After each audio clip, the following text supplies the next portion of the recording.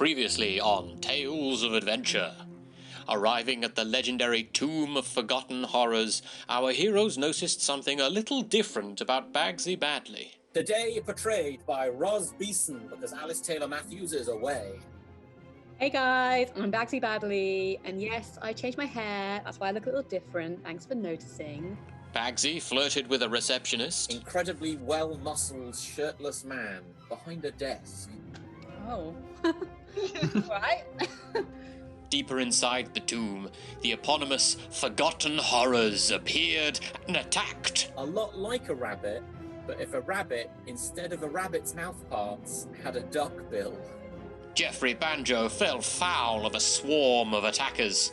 Under a tide of hopping, quacking duck bunnies, Geoffrey disappears, only to be heard as this muffled sounds of bloodthirsty quacks. But they weren't actually that dangerous. These things only have 6 hit points, so you're just guaranteed to kill it, unfortunately. They're not any bigger or nastier than an actual rabbit. Geoffrey faced a personal crisis. Can it be destroyed even more then? No. It's already So my been destroyed. original one has to, so both of my banjos have to be destroyed.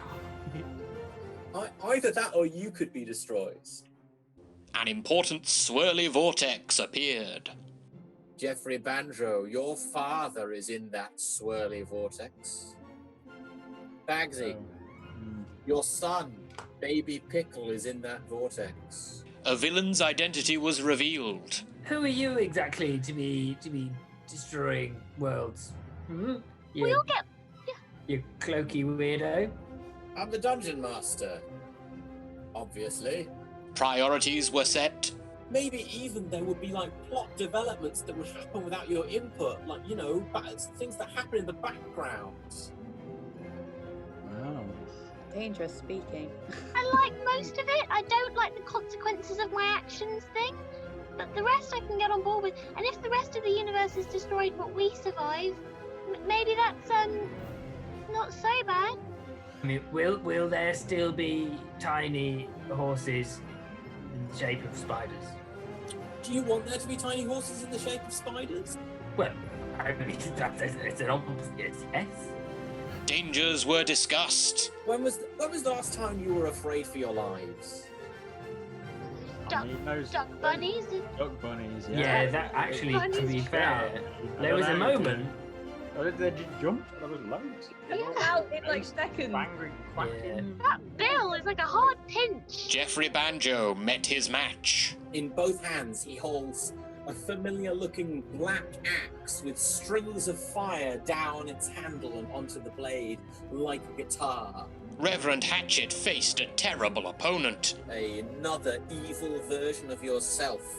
But he's not short and vegetable like you. He's tall and inhumanly beautiful. Trym Tosscobble encountered her decisive doppelganger. She's bedecked in armor that looks as though it's made of solid gold, and her glowing fiery eyes fix you with a look of hatred. Bagsi Badly met her mirror self. A figure that could almost be stepped out of a mirror. The mirror Bagsi shrugs and says, "Yeah, there isn't really an evil version of you. I'm just pretty much you."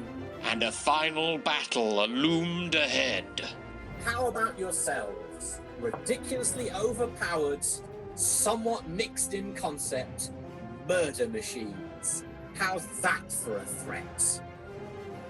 Will our heroes overcome the evil versions of themselves in the climactic combat of this entire universe? Is the Dungeon Master being way, way too self-indulgent as he wants to reboot the universe? Find out in the next and final episode of Tales of Adventure.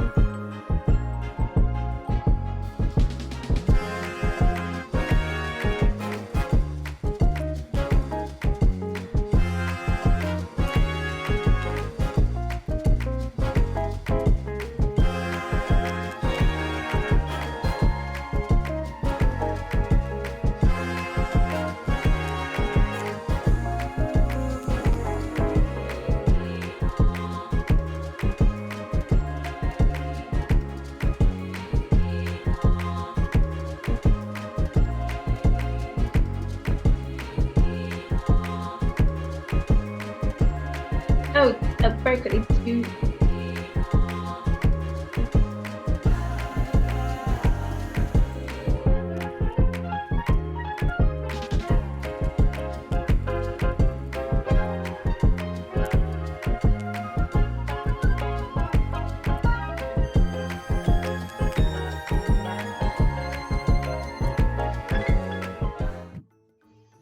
Hello, good evening and welcome to the final episode of the current campaign of Tales of Adventure. Before we get down to business, and by business I mean murdering the player characters, we'd like to say that today, instead of asking for donations to the Bristol Improv Theatre to help keep them going in light of the current political situation in America, we're asking for donations to the Black Visions Collective. You can find instructions and a link down below, and if you tweet your donation receipts to us, you could win a drawing from our inestimable illustrator, Graham Johnson. With that said, let's get down to business.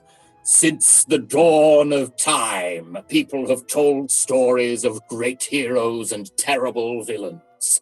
Since approximately 1974, nerds in basements have used role-playing games and employed dice, paper, and pencils to create their own worlds of fantasy, stepping into the shoes of these dynamic characters and telling stories where wizards and warriors, elves and orcs, and dare I even say, dragons and dungeons take center stage. Tonight's story is just one of many such tales of adventure. These are our heroes. Geoffrey Banjo, half-elf bard. Hi everybody, Geoffrey here.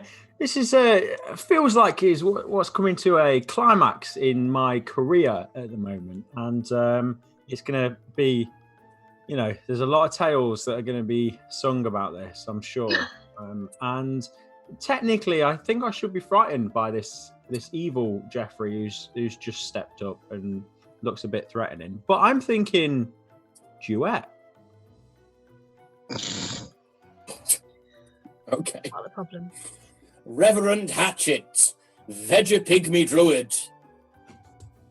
Well, this is an alarming turn of events, but if nothing else, I've realised that we've never really got a kind of a Reverend Hatchet club going. You know, there's Fanjos, and I wonder if we should have like Druid friends or nature pals. Greenpeace?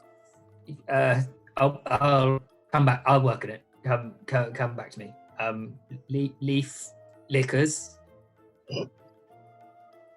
Trym Cobble, halfling, half-goblin, rogue / barbarian / warlock. Hello, it's me. I'm frightened, and I'm very small, and I'm feeling really strongly the lack of gold. Often it gives me courage, and it makes me feel like I've got the world on my shoulders, but in a good way. But now I'm just faced with my own demonic wonder, and I am burning with jealousy and rage. So it's all very distressing. Also, Trym Joes is now a thing. I've decided this will give me courage. So yeah, I'm gonna imagine lots of people shouting Trym Joes in my ear for joy. And of course, Bagsi Badley, half-orc paladin. Hi, you guys. I'm hoping this won't end Bagsi badly for me. Sorry. I'm choking on my saliva. Maybe that's it. I believe that's the first time we used that joke. Let's get to killing. Well, okay. Previously on Tales of Adventure, our heroes crossed many miles of leagues of desert to reach the forbidding Tomb of Forgotten Horrors, a gigantic obsidian pyramid, which they passed through with the assistance of the receptionist, Scott, who was half hot man on top and half giant spider on the bottom. As it turns out, Bagsi has a thing for legs, so that was still okay.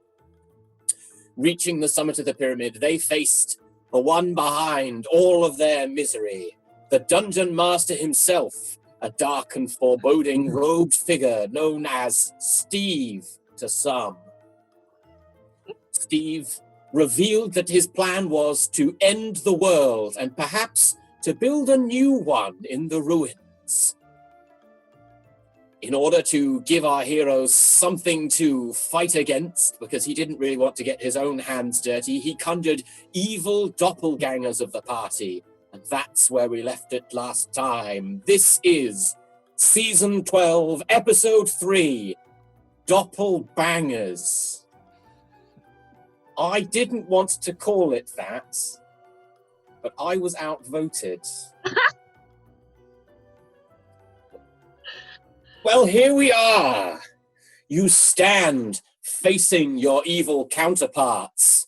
Bad Geoffrey Banjo with his full and luxurious goatee, his leather pants, black silk shirt, and effortless sexuality, everything that Geoffrey isn't.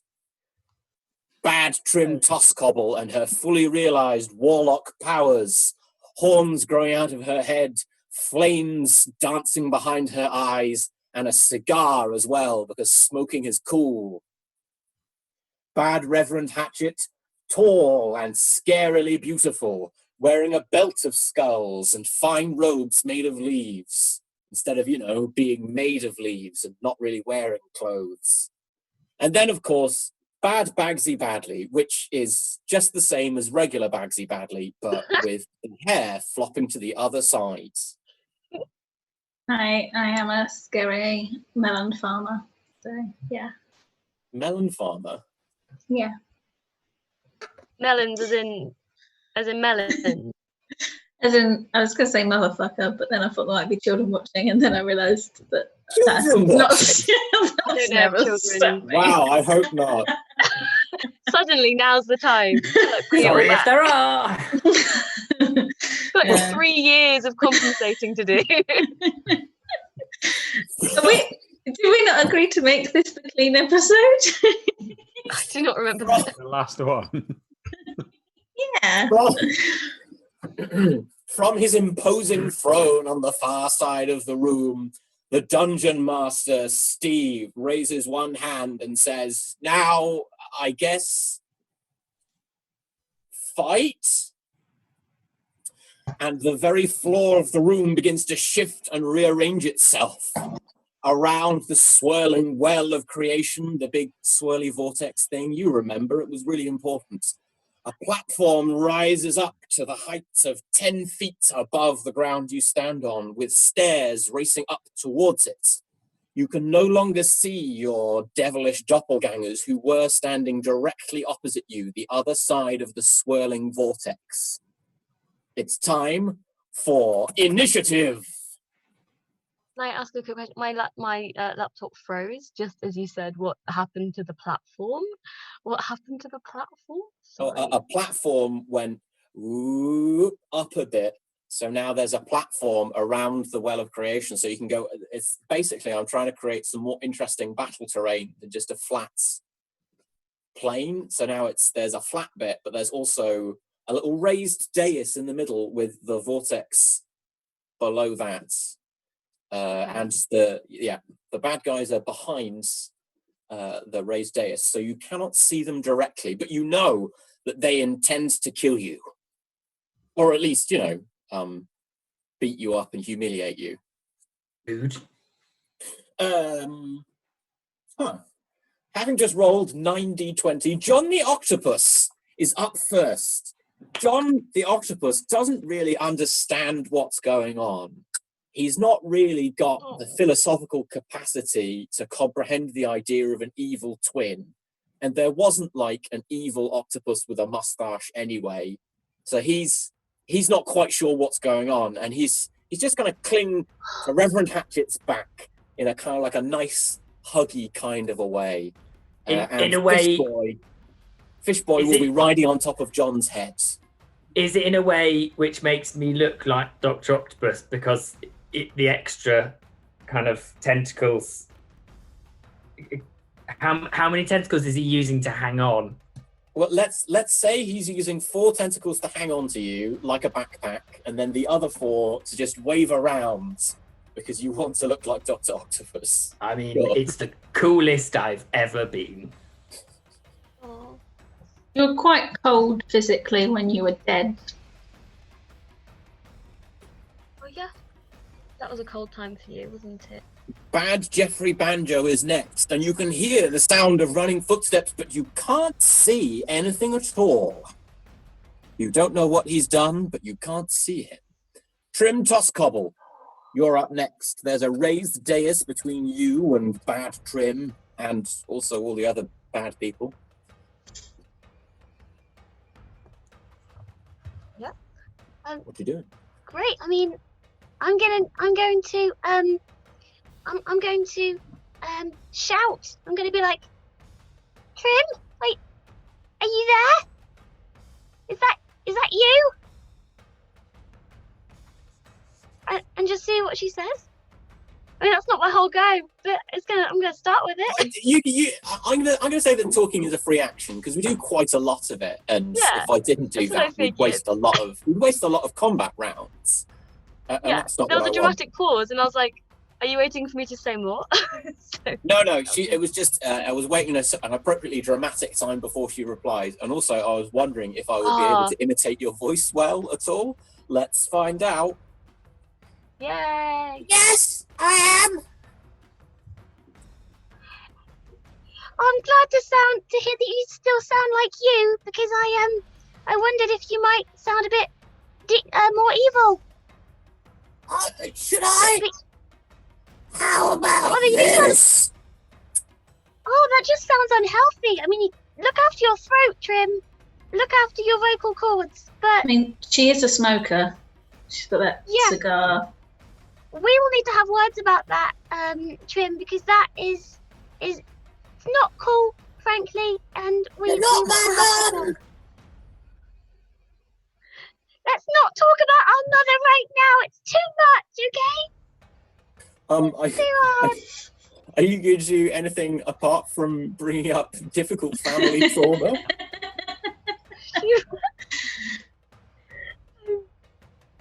Well, I don't want to go straight into attacking if she's not attacking yet. I don't want to.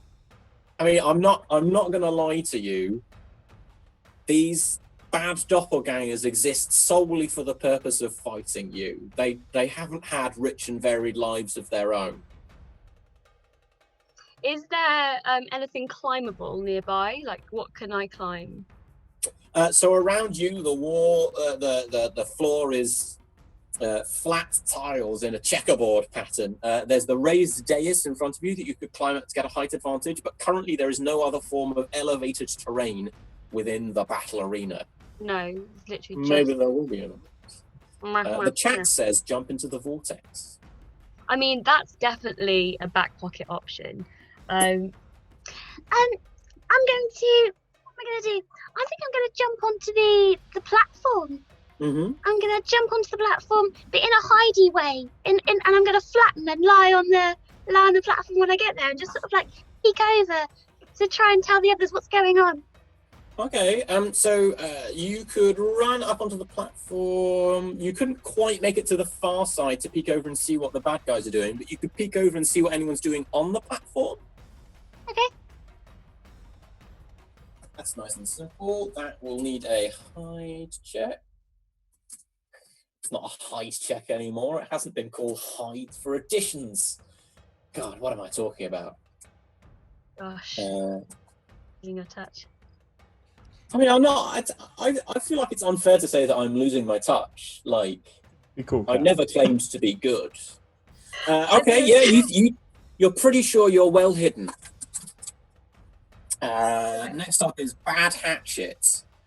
Hatchet.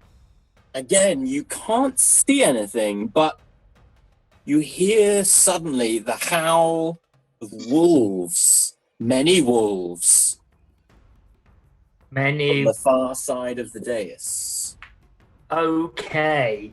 Echoing off of the walls of the pyramid and filling the room with an eerie sound. just above the background level of noise, which is created by the swirly vortex, which is just your generic swirly vortex noise, like a kind of go.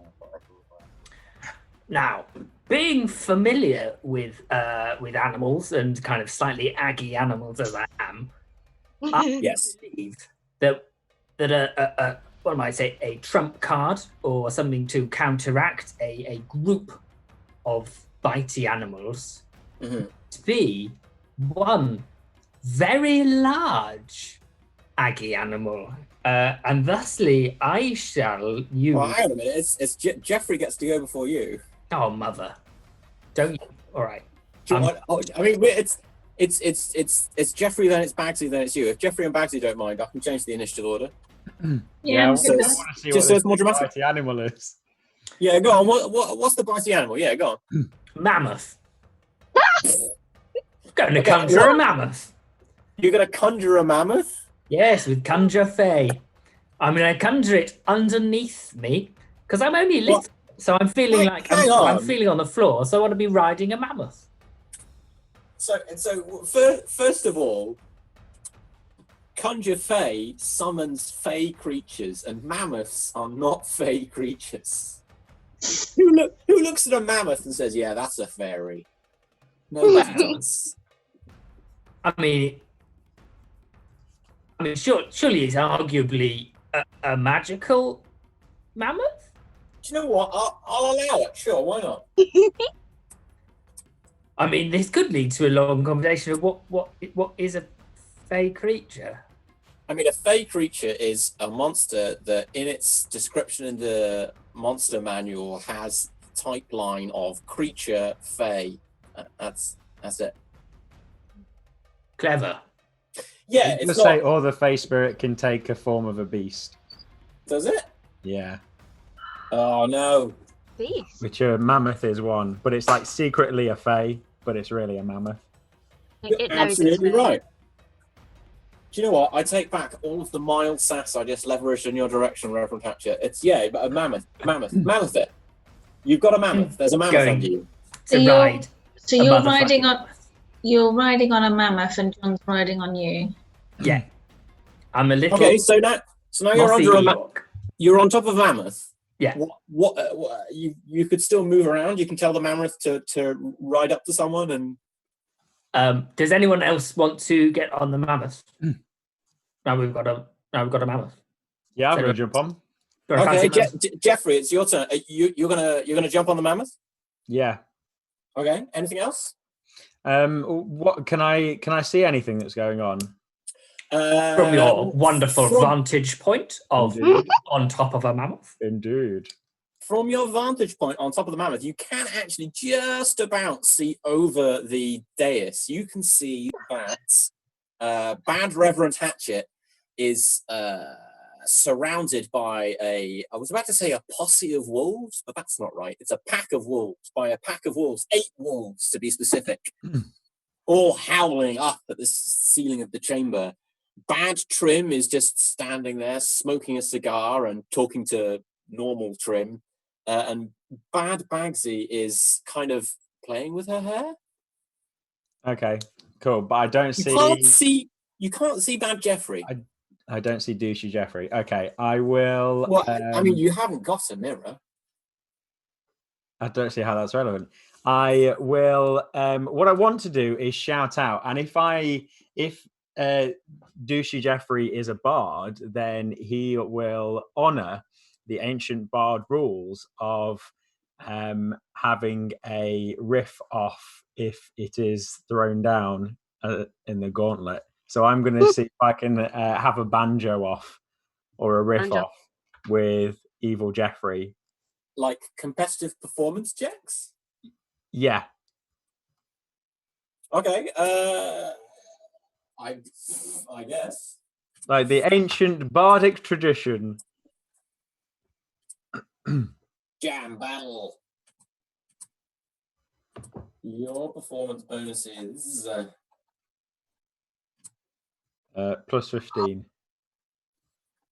Oh, I think the mammoth is called Martha. Martha the mammoth. Excellent choice. So with a total performance check roll of 32, Geoffrey Banjo lets out the most blistering banjo riff that you've ever heard in your life. Now. You can actually do the dueling banjos this one time. Exactly. Oh my god! And echoing from the other side of the chamber with, I shit you not, a literal exact same roll on the dice of 17 plus a performance bonus of 15. Wow. The other part of Dueling Banjos rings out, but this one sounds a little bit more heavy rock and slightly distorted.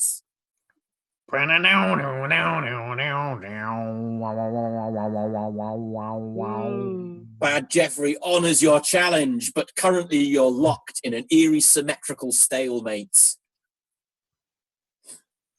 Bagsi, what you doing? I'm going to cast Bane on evil Trym, evil Reverend, and evil Geoffrey. What can I cast Bane if I can't see evil Geoffrey Banjo? You can't cast Bane if you can't see Geoffrey, no. Yeah, okay. Well, then evil Bagsi. Also, additionally, Bane has a range of 30 feet and you're 90 feet away from these people. Oh, well, knickers. In that case, I will cast Bless on myself, Reverend, and Geoffrey Banjo. Not on Trym. Is Trym too She's far away, or is this just a personal? She's up and you're hiding. No, because I am Trym hiding. can only move 25 feet. She's within 25 feet of you. It's just in that case, apparently she's the least favourite. we all know that's not true. This is divide and conquer, guys. We won't fall prey to it. Fine. No. In that case, I will cast Bless, but I will cast it on Trym, Reverend, and Martha the Mammoth. Martha needs all she can get. I'm just joshing. No, Geoffrey. Oh, okay. Okay. Wow. I never thought that we would reach a point in the story where the jokes would stop and you would genuinely help Geoffrey. I know. I just killed a fly with my hands. So it begins. I mean, first blood. Go on. Bad Trym on the far side of the dais draws a horrible-looking symbol in the air with the smoke from her cigar, and then frost begins to form all over her black, spiky armor. She strides up the stairs on her side of the dais, Trym, and stands there and cracks her whip in a mean-looking kind of a way. But Very cool. you don't think she's seen you. Ooh.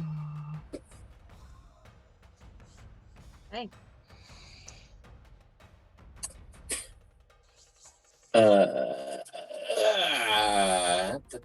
Sorry, I'm trying to keep track of too many things at once. Yeah, so many things. Around the left-hand side of the dais, 8 wolves stream as one large pack. They're making directly for Martha the Mammoth, but they can't quite reach their 10-foot short with their move this turn. And coming round the other side at seemingly ridiculous speed is the bad Bagsi Badly, who's moving strangely fast, almost as a blur. She's very hasty. She casts haste on herself. Oh. Yeah. We all knew that. Sneaky devil. Nobody's hurt anyone yet, so John the Octopus still doesn't really understand what's going on.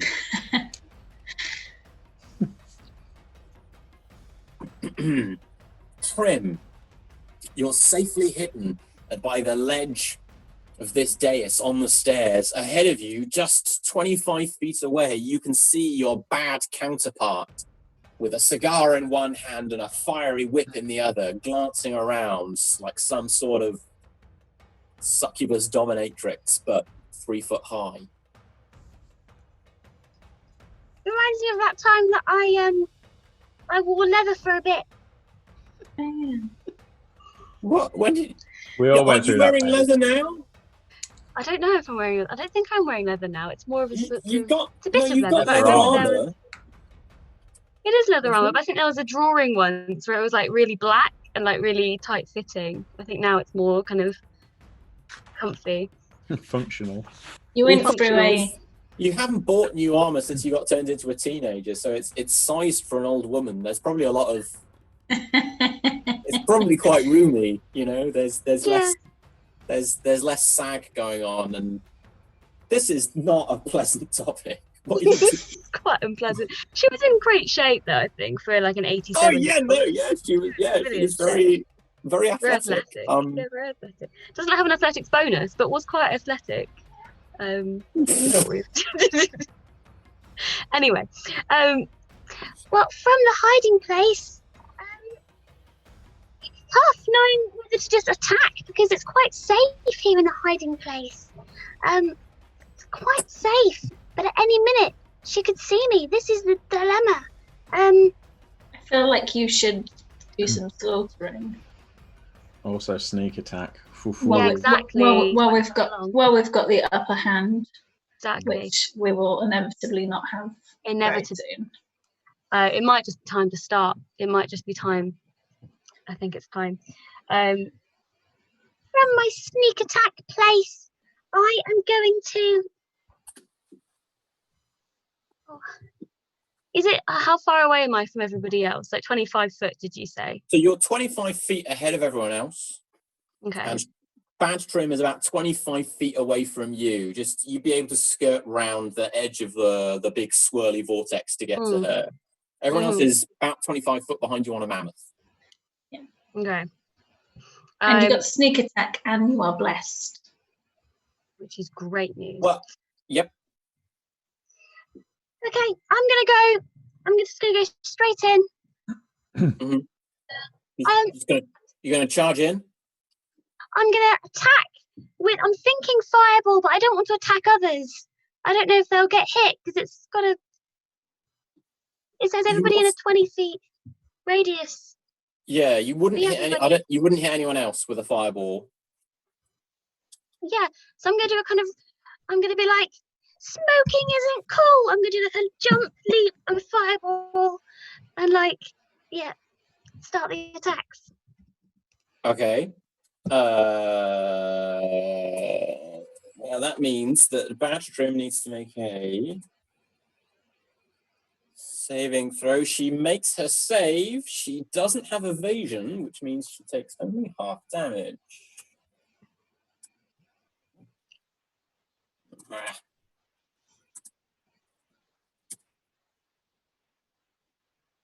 A tiny bead of orange light zips from your finger and explodes in front of Trym's bad doppelganger.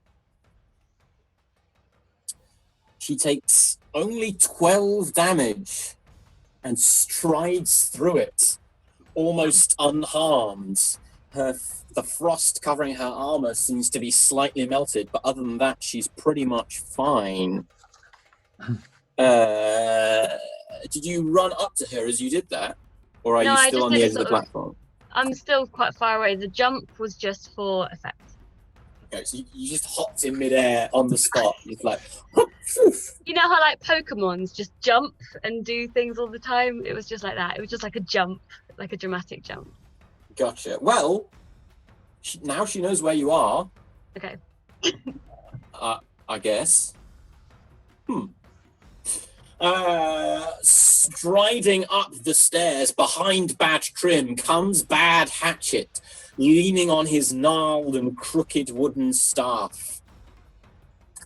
He glances around and seeing that Good Hatchet, regular Hatchet is still a good distance away from him, he sneers and opens his mouth wide.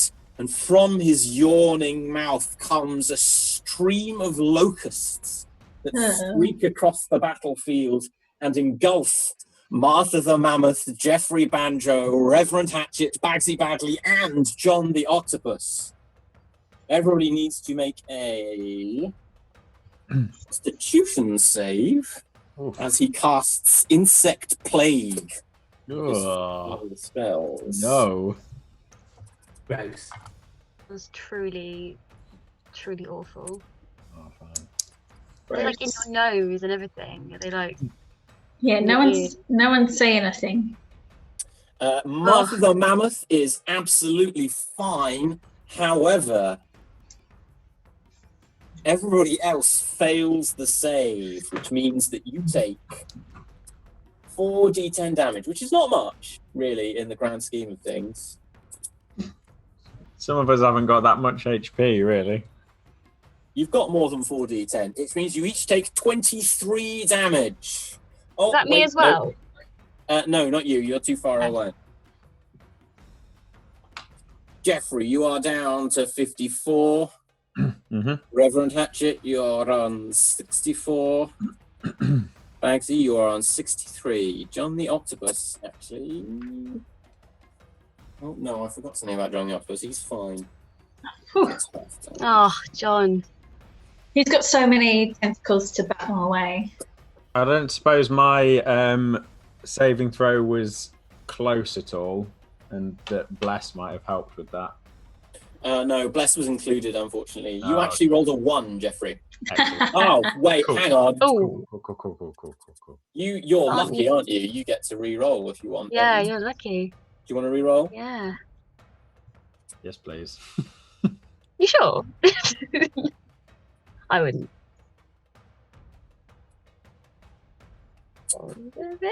No, it's still not good enough. Yeah, probably. Yeah, okay. You just don't have a very good. Attention. Just don't have a very good save, I'm afraid, Geoffrey. However, it is now your turn, Geoffrey Banjo. You are covered in bees, except locusts. Okay. You're covered in locusts. You're on top of a mammoth. On top of the mammoth, am I close to the top of the? Could I jump from mammoth onto the pillar? You could move from the mammoth to the dais. Yeah, that would be easy enough. Yeah. Yeah, and that would be out of locust's reach. Or That I would need be to out of do locust reach. The locusts only cover a 20-foot radius sphere, so it's not quite to the edge of the dais. Great. Okay, I want to do that then. I want to move there, and I want to continue with the dueling banjo because I want to beat this guy, and that's the most important thing for me at the moment. Ooh, you've only rolled a 6 with a 21. Your banjo playing takes a notable drop in quality as like insects keep on getting inside the banjo. There's like a buzzy, hazy quality to it now, as though you're recording on like a really bad microphone. I want to inspire Bagsi as well while I'm playing. She's going to Bagsi, you find yourself inspired by Geoffrey's help. You know, he's playing. It makes you feel good. Mm-hmm. You feel like you could do anything now. It's like if you were running a foot race and Chariots of Fire came on just as you were approaching the finish line. It's that feeling. You've got a 1d10 Wonderful. that you can use on an attack or a check to add to it. Geoffrey. Bad Geoffrey rolled a 26. Ooh. Can I see His him? banjo playing is not affected by naughty insect playing. No, you can't see him still, but you can hear him. You're pretty sure he's off somewhere to the left and behind you. Okay. Do I feel like he's on the same level as me, or is there a dais in the way that's blocking the sound? He's on the ground level. Okay.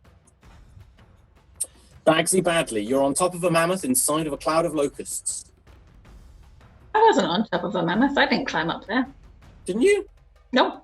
Oh, okay. Oh, no, you did not. Am I? You're just inside of a cloud of locusts. No, fine. Who baddie-wise is near me? Who can I see anyone through the locust? You can see Bad Bagsi is about 30 feet away from you on the right. Yeah. You can just about see that Bad Hatchet and Bad Trym are on top of the dais, facing off with normal Trym. You can just to your left. There are also 8 wolves, which look pretty hungry. They can eat the locusts. I will run towards my bad self and at the same time, I will slide. You know, like I'll be running like on a cop show, and then I'll slide on the floor. And I think that will probably be 30 feet, so we'll probably just collide. Yep, and then? Oh, and then I just say, hey, and a wink, and be like, do you wanna get down? That's your action? You're gonna wink and you're gonna say, hey there? I'm gonna be very explicit and just be like, look, we're probably both gonna die. We don't have much time left. I'm not fucking any of these guys. Want to get it on? Okay. I guess that's a persuasion check. Oh, I'm quite persuasive, aren't I? You're not very good at that. Oh. Yeah, you rolled an 8. I mean, I guess we'll wait until Bad Bagsy's turn to find out how low her standards are. Reverend Hatchet, you're on top of a mammoth inside a cloud of locusts. Okay, I feel we need to move our position.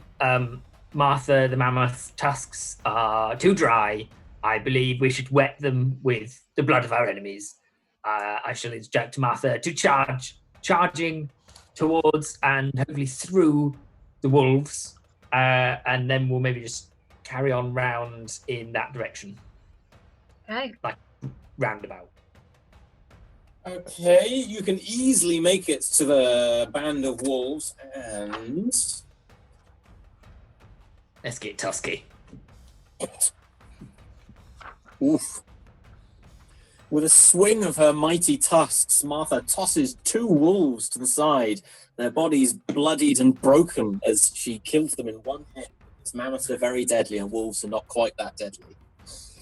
You don't actually use your own action to make Martha attack. You still have your action. Would you like to do anything? You can see off to your right, Bad Hatchet is giving you what you could only describe as the dirtiest, self-hating look in the world. Am I right in saying Conjure Fey is concentration, so I have to keep concentrating on it to keep Martha there? Or is it that she's just there in perpetuity once she's been conjured? Oh,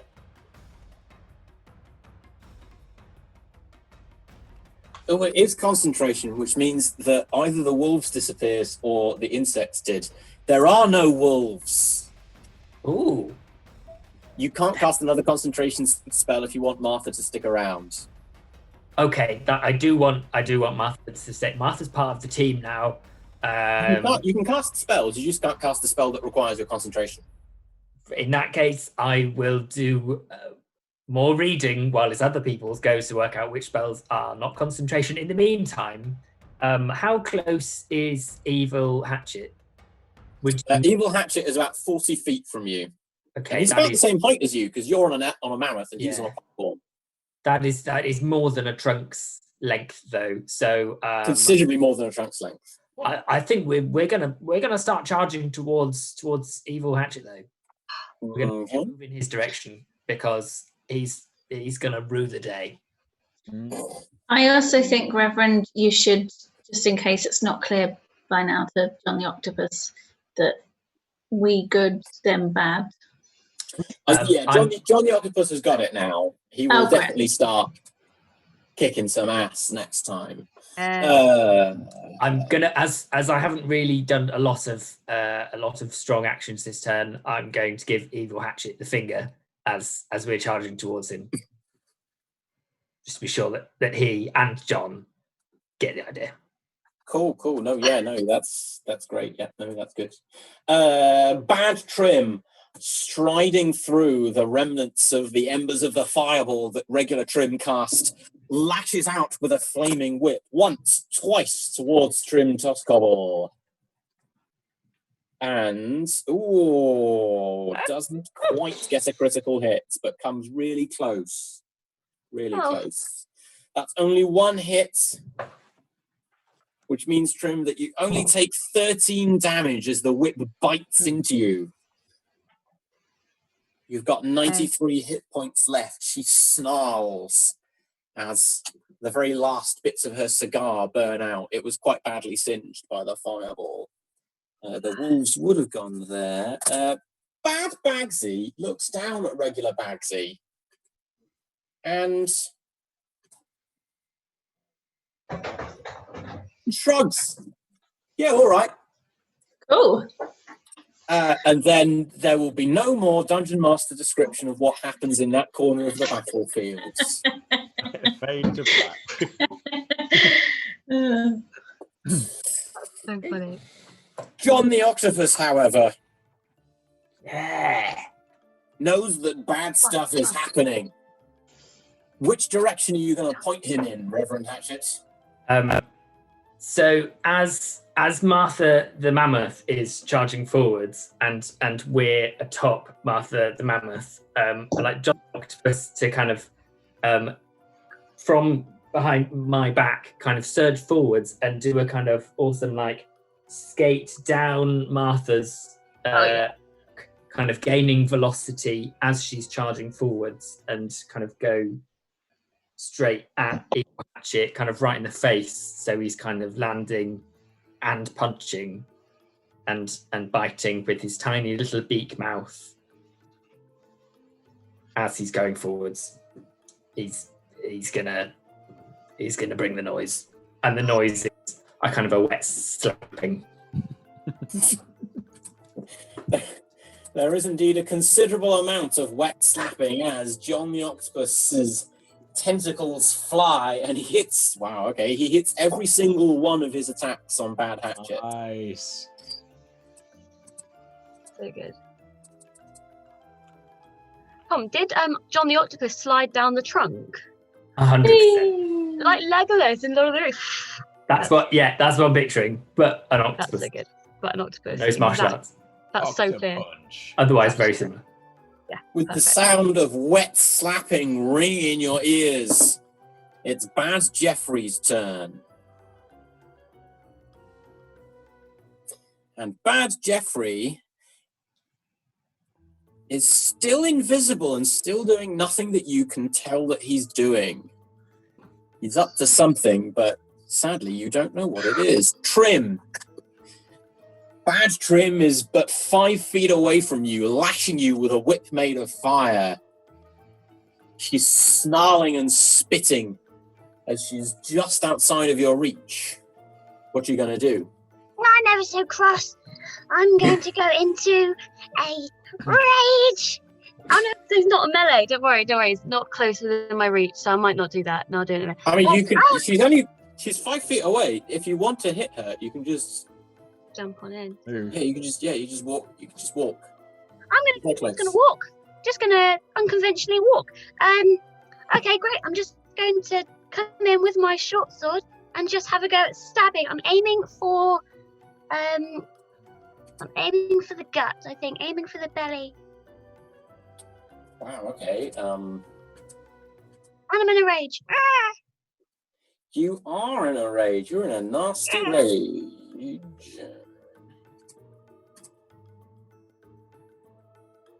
And you score a conclusive hit. That's rather a lot of d6s of damage.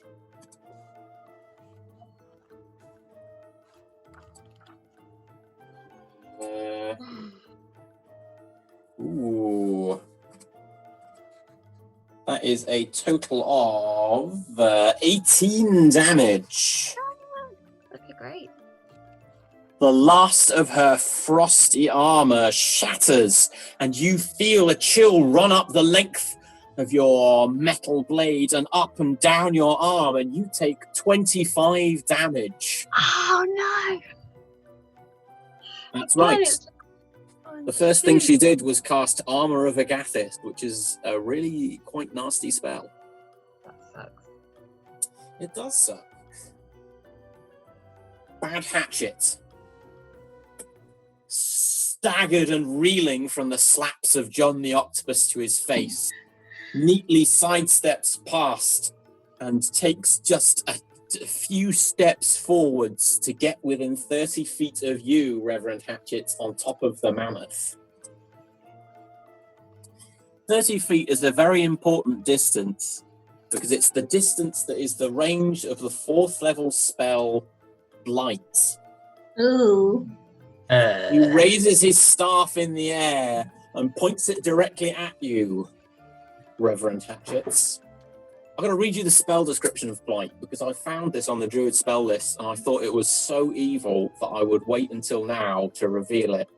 Necromantic energy washes over a creature of your choice that you can see within range, draining moisture and vitality from it.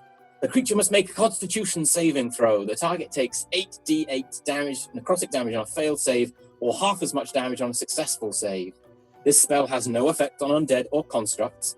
If you target a plant creature or magical plant, it makes the saving throw with disadvantage, and the spell deals maximum damage to it.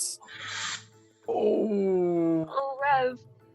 So Jeez. Reverend Hatchet makes a Constitution save with disadvantage. Oh, Rev. That's against your own spell save DC, which is 17. And your Constitution save is not great, I think. Oh, for fuck's sake. Do you do it? Well, no, but one of them was a natural 20, so it was close. You fail your save and you feel your plant vitality being leached away from you as I don't even need to roll any dice. You take 64 damage. Oh, mate. Coincidentally, I think you had 64 hit points left. Oh my god.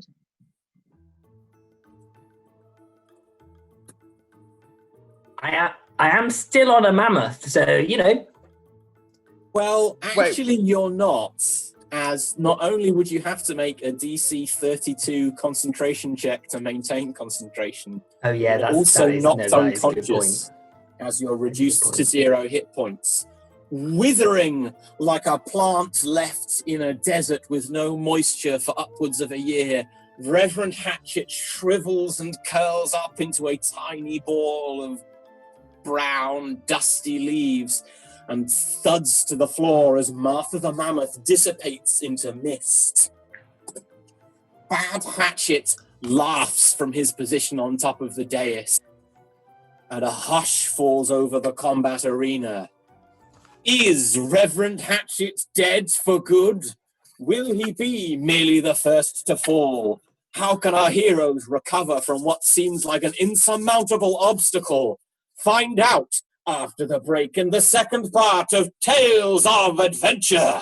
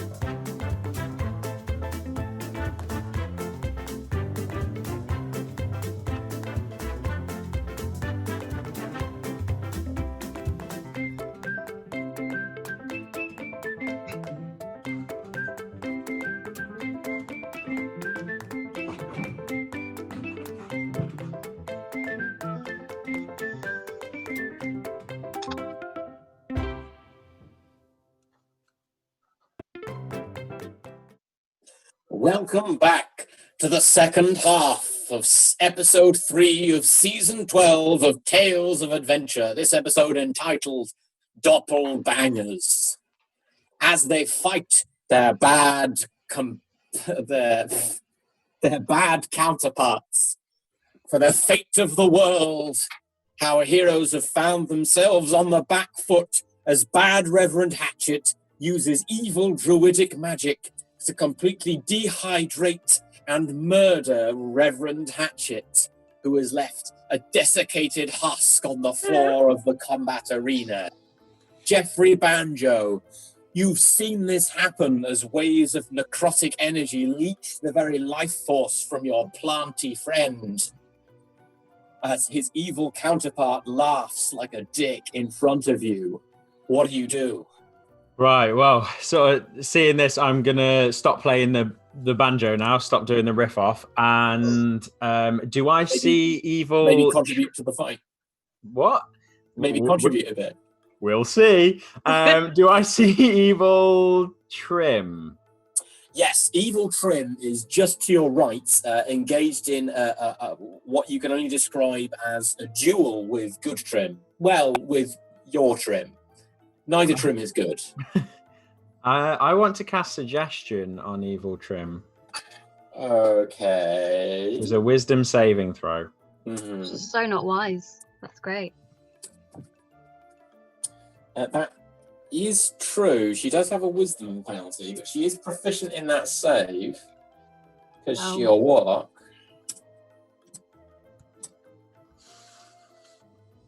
And she did roll a natural 20. I'm feeling lucky with this particular roll though. That's my second, and I've got one more. Yeah, all right. Okay, she does fail the second time. What is your suggestion? My suggestion, so she can't do anything to hurt herself, right? So you can't do anything. You can't make it do anything obviously harmful, and it must be worded in such a manner as to make the course of action sound reasonable. You could sound reasonable. You could tell her to jump in the vortex. Exactly. Yeah. So that's what I'm going to do. Is I'm going to summon up like all of my charisma as well as the suggestion, and I am going to convince her to be like, evil Trym, you know, you're way better than all of this. Let's face it, to be honest. And I know for a fact that there is a lot more options for you to do evil and for you to fight and get power in that vortex. So I think, to be honest, you shouldn't waste your time and you should just jump in the vortex. Okay, so Bad Trym seems confused by this and turns to gaze into the swirling vortex of the well of creation itself. She looks at it and tilts her head to one side like a cute dog when it's confused. And she seems slightly undecided because she did fail her save and is compelled to do what you said. But it is sort of debatable whether or not jumping into the big swirly energy vortex would be directly harmful. She seems paralyzed by indecision. Bagsi Badly, it's been 6 seconds since you started fucking yourself. So are you already finished? No. So we're getting it on, right. And then I cast Hold Person. So, I mean, you're already holding a person. I know, but I want to like hold her in place. And what I'm planning on doing is using my inspiration that Geoffrey gave me to, we're kissing, so her mouth's like open already. I'm going to shove the entire bag of basilisk powder into her mouth and close her jaw, and then I've cast Hold Person, so hopefully she'll just like dissolve or something. Oh, wow, okay. That's a lot. Basilisk powder, that's very cool. So Bad Bagsi rolled a natural 1 on her save and is paralyzed in the midst of your tryst. And then it is the easiest thing in the world. for you to grab your bag of basilisk powder and just shove it straight in her mouth. I'm so glad that that's the orifice you chose. Yes. I'm also gonna just hold her nose and mouth as well. A little bit of suffocation at the same time. Bad Bagsi shudders and vibrates somehow, even though she's still paralyzed, and her eyes, the one part of her stealth that can still move, cast around madly before fixing desperately on your eyes as she slowly rots away from the inside and her flesh sags like a rotten fruit. I'm going to close those eyes. As you close her eyes, her eyelids fall off and come away on the tips of your fingers. Oh, no! Horrific. She disintegrates and falls to pieces around you. No. Wow. That's, well, okay. I guess you've evened up the odds. That's cool.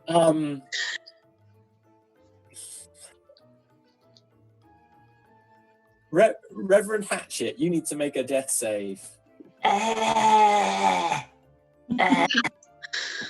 Which you fail. I don't feel great. I feel relatively unwell. Fishboy, the kitten, who is a kitten who's dressed in a sailor costume, who we met several seasons ago, is just kind of padding around, licking me, trying to kind of give a bit of moisture, possibly weighing on my leg a little bit. Bad Trym turns her back on regular Trym and approaches the vortex, one hand just reaching out towards the swirling creative energies of the well. She seems entranced by it, but hesitant to go further. She's got her back turned to you, Trym. This is probably the best option. It would be Bad Bagsi here, but Bad Bagsi is a pile. I won't say ash, because ash is kind of dry, and this is kind of like a wet paste kind of a situation. Yeah, silt. Yeah, kind of like like silt. That is a great description. I was going to say like slurry. Slurry works too. Do you know what? Give me a second. Take your pick. People are wanting paste in the comments. Oh, it's paste. Sure, paste. People like paste. Yeah, right. You've got some of it in places that you would rather not have the rotting paste remains of your alternate self.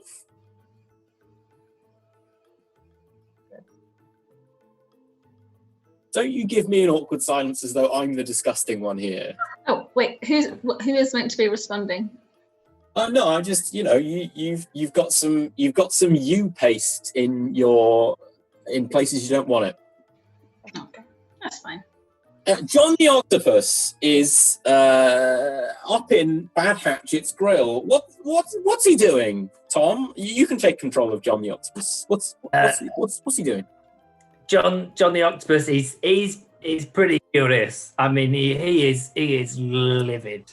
So he's going to continue pummeling Evil Hatchet back in the direction of the kind of the swirly portals. They're kind of like keep pummeling, so you kind of get him on the back foot, going back towards that swirly vortex. Well, he's hit 4 times, and not only has he done 29 damage, which brings Reverend Hatchet down to 29 hit points, but also I think we decided he was an open hand monk. Yes, we did. Open tentacle. Yes, he has the open tentacle technique, which means that because he's been hit twice with flurry of blows, Bad Hatchet needs to make 2 strength saves or be pushed 15 feet in the direction of the port of the swirly well. Ooh. He isn't 15 feet away from the swirly well, so if he fails either of these, he has. Okay. Did he avenge you?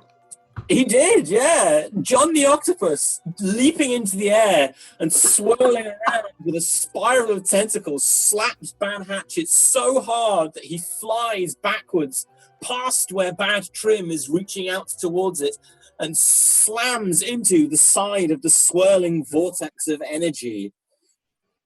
His mouth opens and it looks as though he's trying to scream, but nothing comes out as he is slowly torn to pieces by what look like several hundred extremely poorly conceived villains, monsters, and other threats that you might have faced but never did. Zombie giant psychic apes, huge bees, scorpions the size of your hand. I would just love just huge bees. That was Big it. bees. Really, like really big. So big. Fucking bees. Like this big. Bees. Like bigger than the average tree. Like really big. Like, honestly, so big. And he's torn to pieces, the remnants of what used to be Bad Hatchet swirling up and around inside the vortex. Great. It's Bad Geoffrey's turn. So, let me just take stock. This isn't going well for Bad Geoffrey. This isn't going well for Bad Geoffrey at all. Is Bad Geoffrey invisible because no one cares about him, and it's like that episode of Buffy the Vampire Slayer where the girl is ignored and she turns invisible? Is that actually what's happening here? No, Bad Geoffrey's invisible because the first thing he did was cast Greater Invisibility, which lets him stay invisible as he casts spells. Ooh. Clever. Yeah. Interesting. Bad Geoffrey is incensed that you've stopped the duel of spells, Geoffrey. And he casts Power Word Pain on you. Can I do counterspell if I can't see him?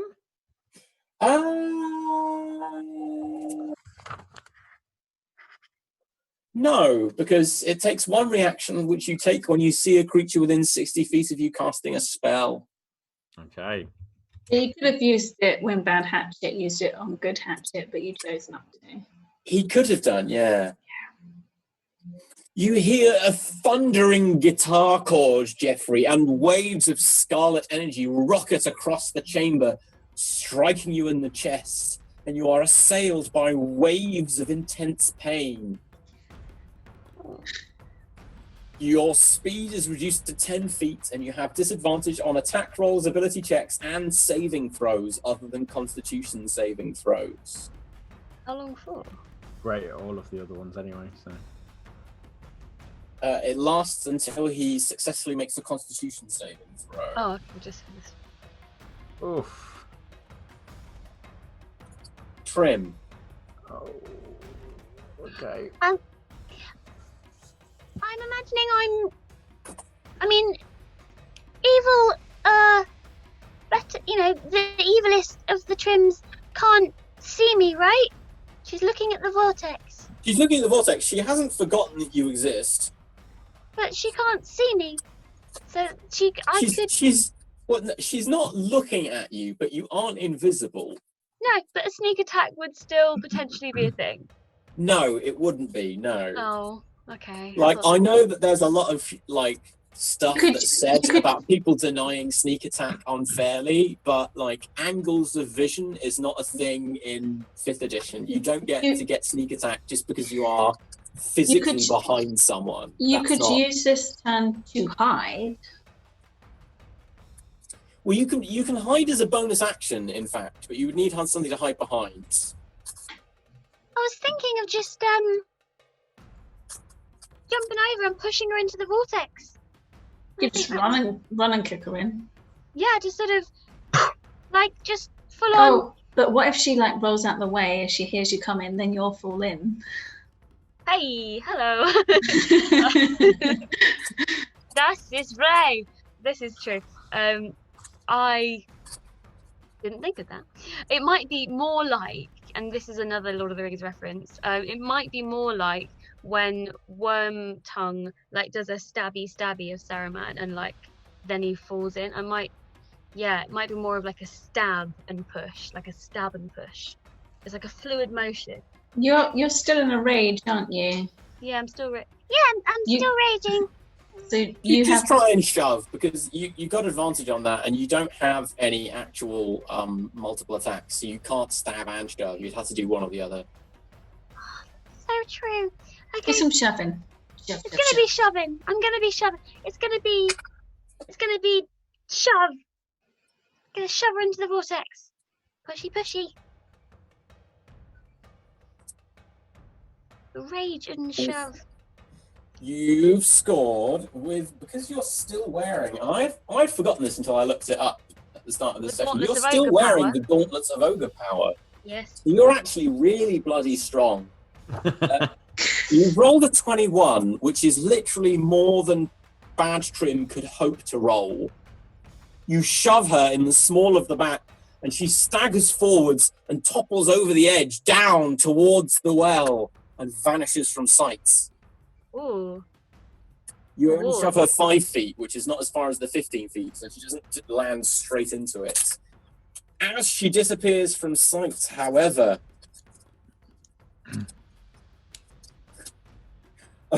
a ripple of energy washes over the fighting arena, and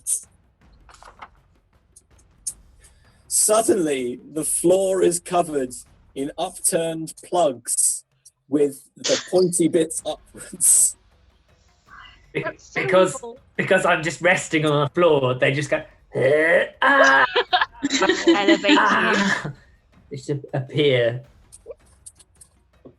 Now, not only is the ground difficult terrain, but every 5 feet you move, you'll take 1d4 damage. It would be Bad Hatchet, but it's Geoffrey, because Bad Hatchet's dead. Oh. So I'm in crippling pain. I can still cast spells, though, right?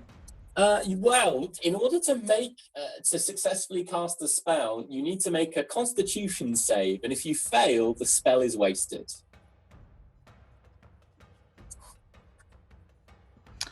Okay. Well, I can't see that I can do anything else. Sidebar, Yeah. Bad Geoffrey took Power Word Pain as a 7th level spell because he wanted to be effective and help support his teammates. Geoffrey Banjo took Mordenkainen's Magnificent Mansion as a 7th level spell because he wanted to be stylish. You don't know. If we win this, then we're gonna have such a party in that mansion. So you don't know what's going down. It's all good. That's great. I I'm gonna try and cast invisibility on myself.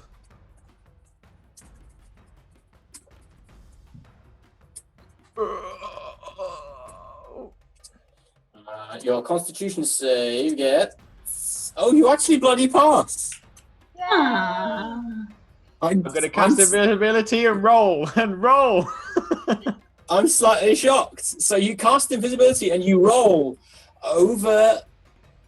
Your speed is still 10 foot, so you roll over 10 foot of plugs. Yeah. And you take 7 damage, which means you need to make another Constitution save for Okay. concentrating on his invisibility. Which you also pass. Nice. Maybe Am I in still the in pain, or is that? You are still in pain, although Okay. you do get to make a Constitution save at the end of the turn, which you fail. You are still in pain. Okay. And- Geoffrey, just a suggestion for next time. You could always cast Mage Hand to sweep up the floor to get rid of some of these planks. Sure. Sweep and roll. I didn't realise they would hurt me. I just wanted to not be in that same position, so in case he casted like a spell there. Yeah, that's Geoffrey. all I got.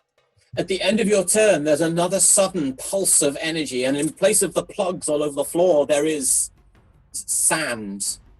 Oh no. Oh, that's better. No, it's not. It gets everywhere. Bagsi, the sand is actually drying up some of the wetter bits of Bad Bagsi. So Oh, good. That's something. That is something, yes. Ah. What are you doing? I'm going to go over to Reverend Hatchet. How far away is he from me? Reverend Hatchet is about 60 feet. You could if you use the second double spell slot to Misty Step, you could get there in time. Yeah, I'll do that. I'll use Misty Step. Second level, and then to keep on track. And then can I use my lay on hands to revive my vegetable How many points friend? would you like to give him? Well, there's two of them left, right? There's Evil Trym and Evil Geoffrey.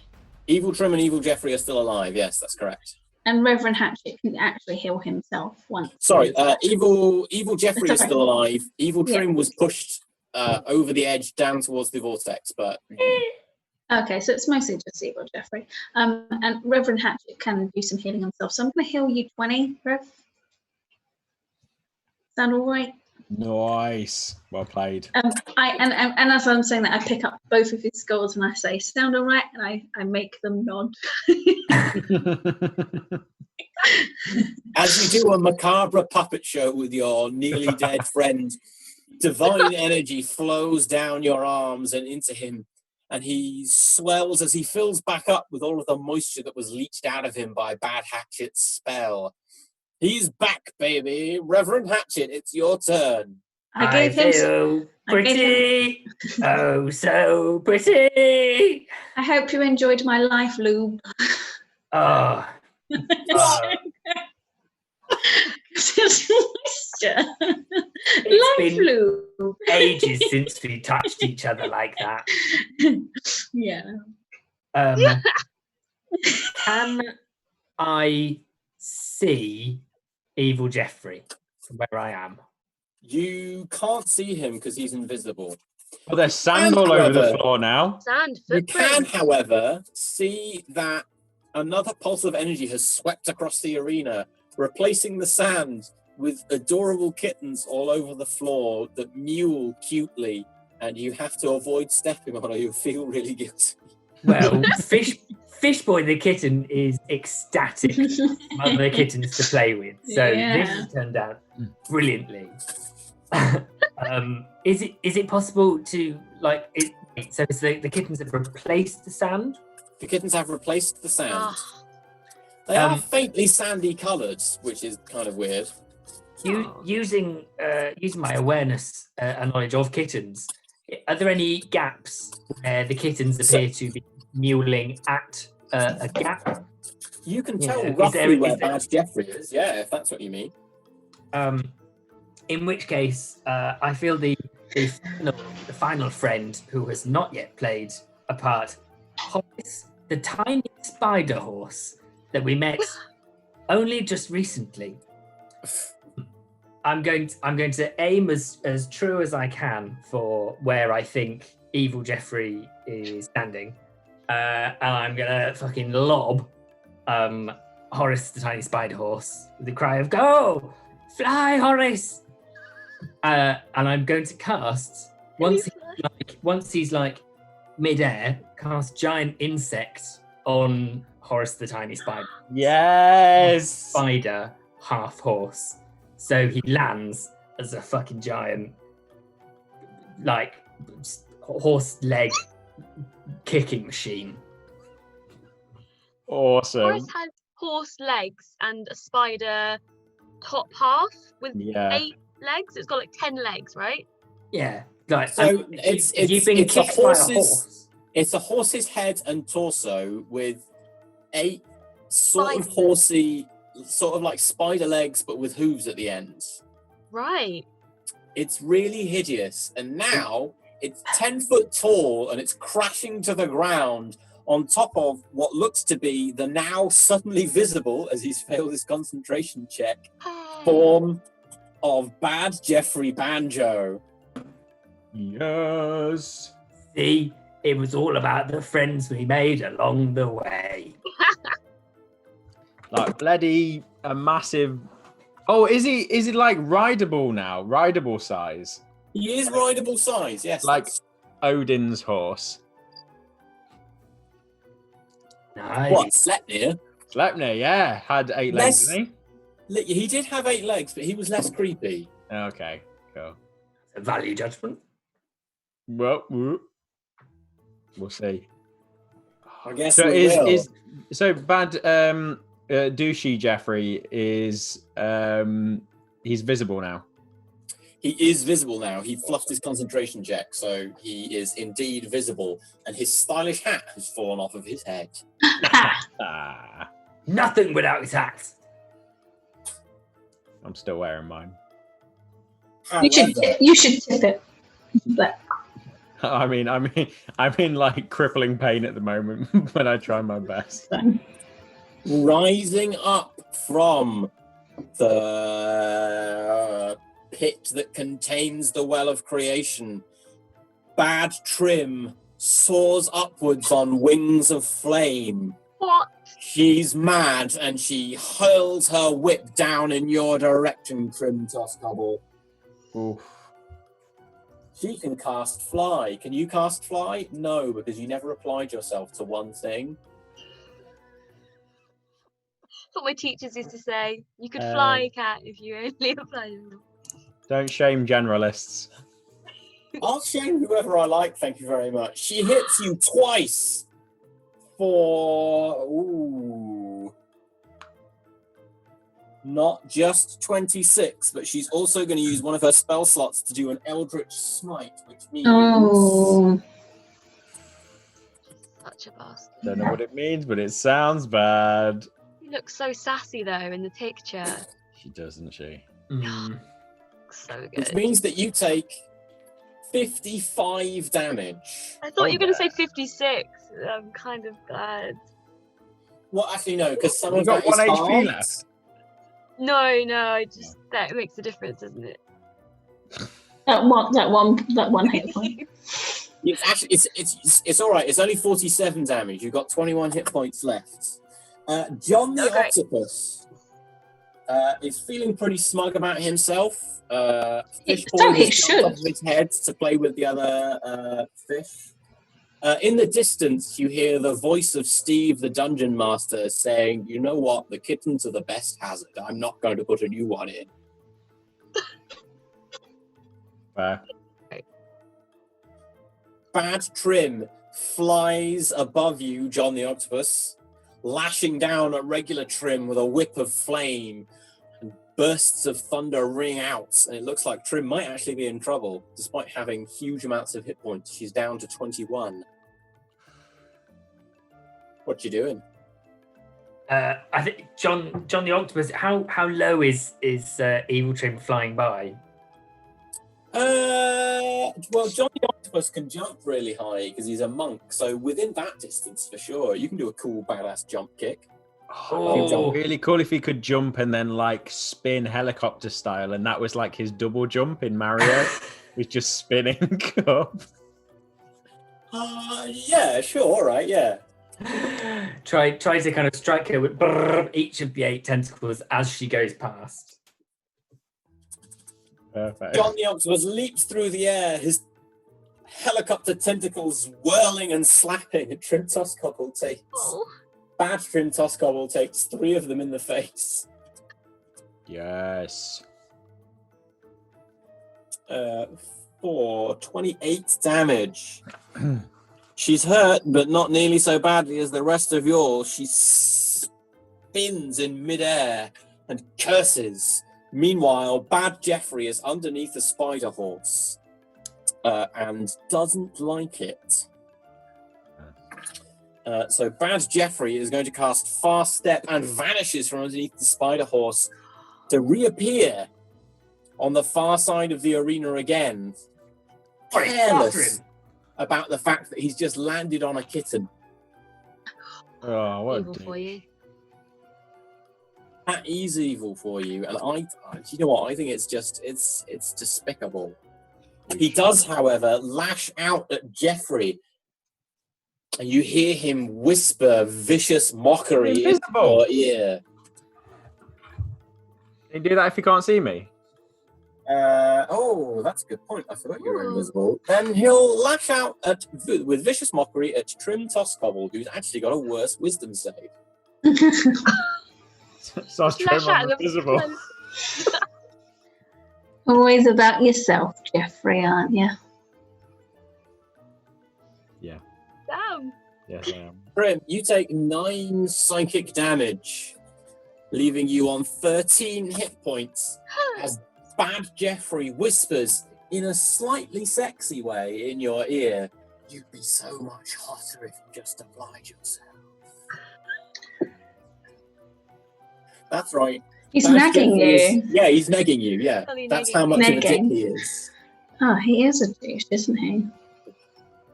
Worse than Martin Sitar. Oh, yeah. It's Marvin Marvin. Sitar. It's Marvin Sitar. Marvin. Trym, Well, it's that's not your too turn. Bad Trym soars above you, her whip readies to strike you down. You're not sure you'll survive another blow from her. I think you should hide Trym. I think it's now the time. There's not much to hide behind or around. Hide under a corpse or something. I mean, Yeah, hide- everyone that's died has died in such a way that they've not left any Yeah. remains. Yeah.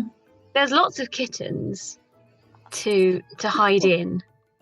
She could go and You can't hide behind the kittens. you can hide under the kittens. You can get them all on you. Very Spread, quickly build a.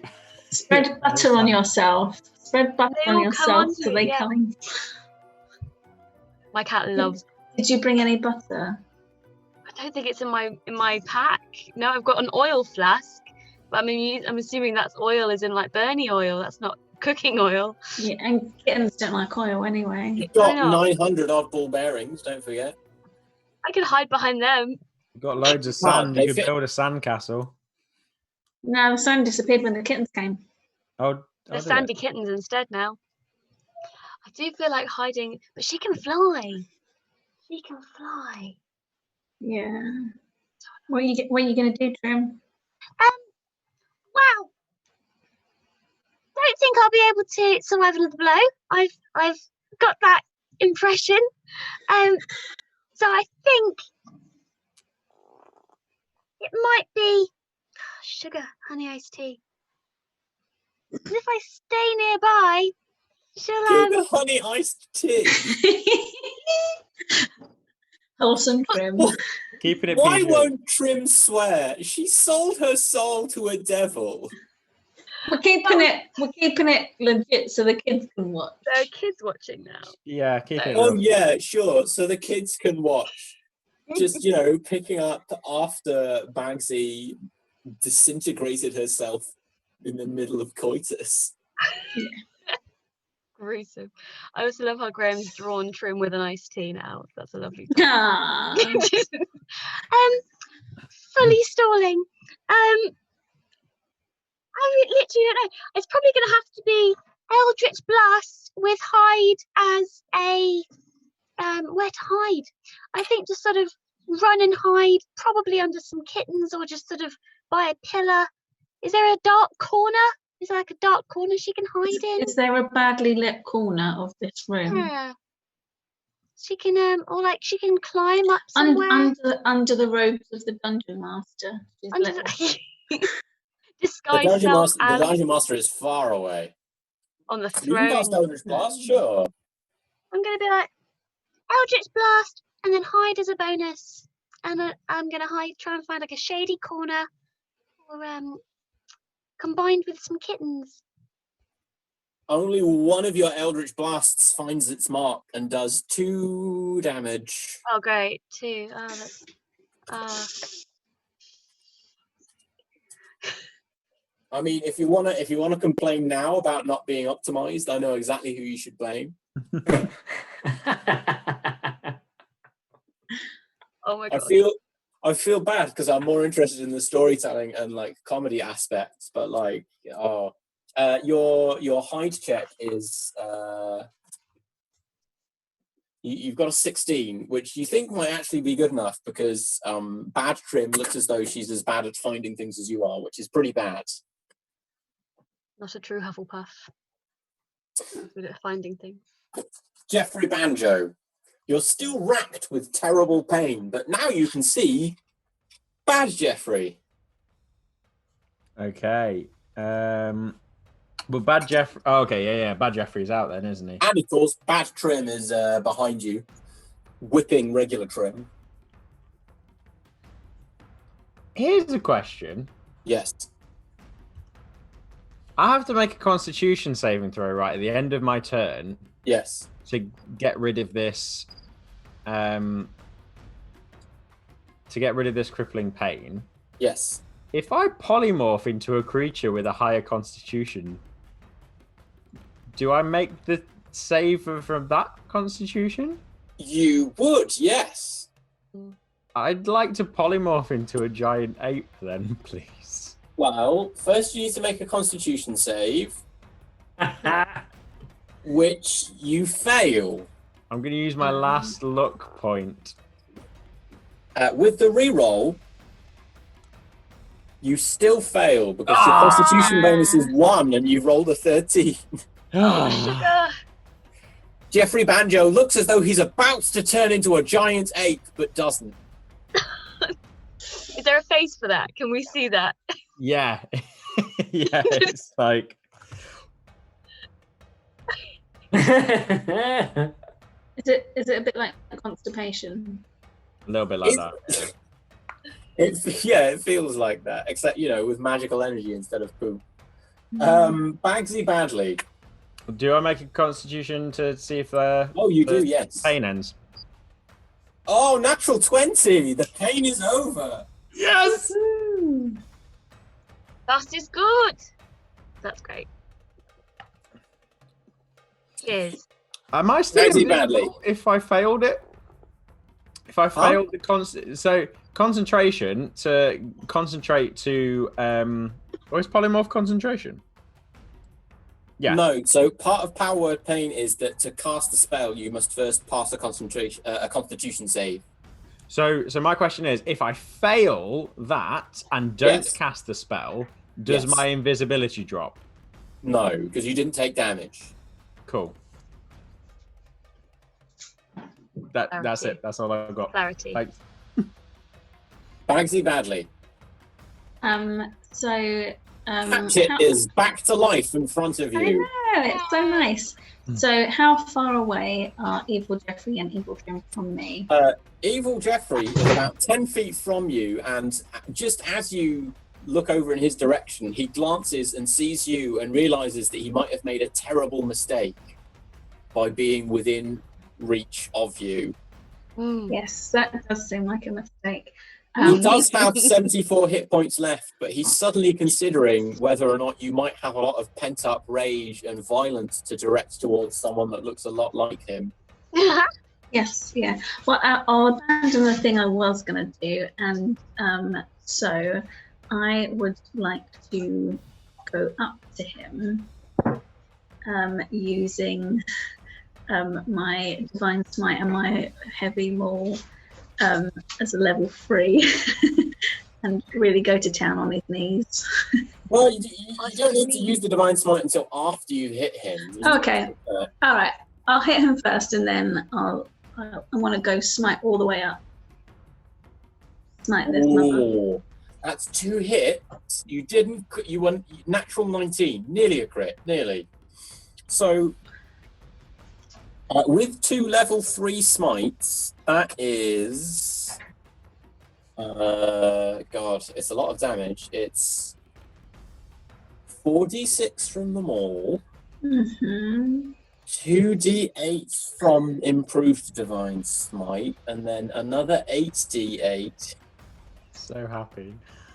From the Smite, plus 12. Really? Just great. Which means... Oh, Jesus Christ. You do 79 damage. That's from 100 to 0. Yeah. Wow. Wow. Fulfilling what may have been a series-long dream with 2 mighty swings of your incredible maul. Geoffrey Banjo, the bad Geoffrey Banjo, is smashed to a paste. So yeah, I mean, Floor. like I just for a bit of flair, I get his limbs and do a little juggle. I don't have a performance skill, so it looks terrible, but I'm still really happy with it. Oh. Reverend Hatchet, the only one of your opponents left alive is Bad Trym, who is currently whipping regular Trym. How is Bad Trym flying? Yes. Is she still like kind of over or quite close to the well of? Yes, very close to the well. Okay, how far away are they from me? You're on the ground. If you use your full movement, you'd be able to run up just underneath Trym, Bad Trym.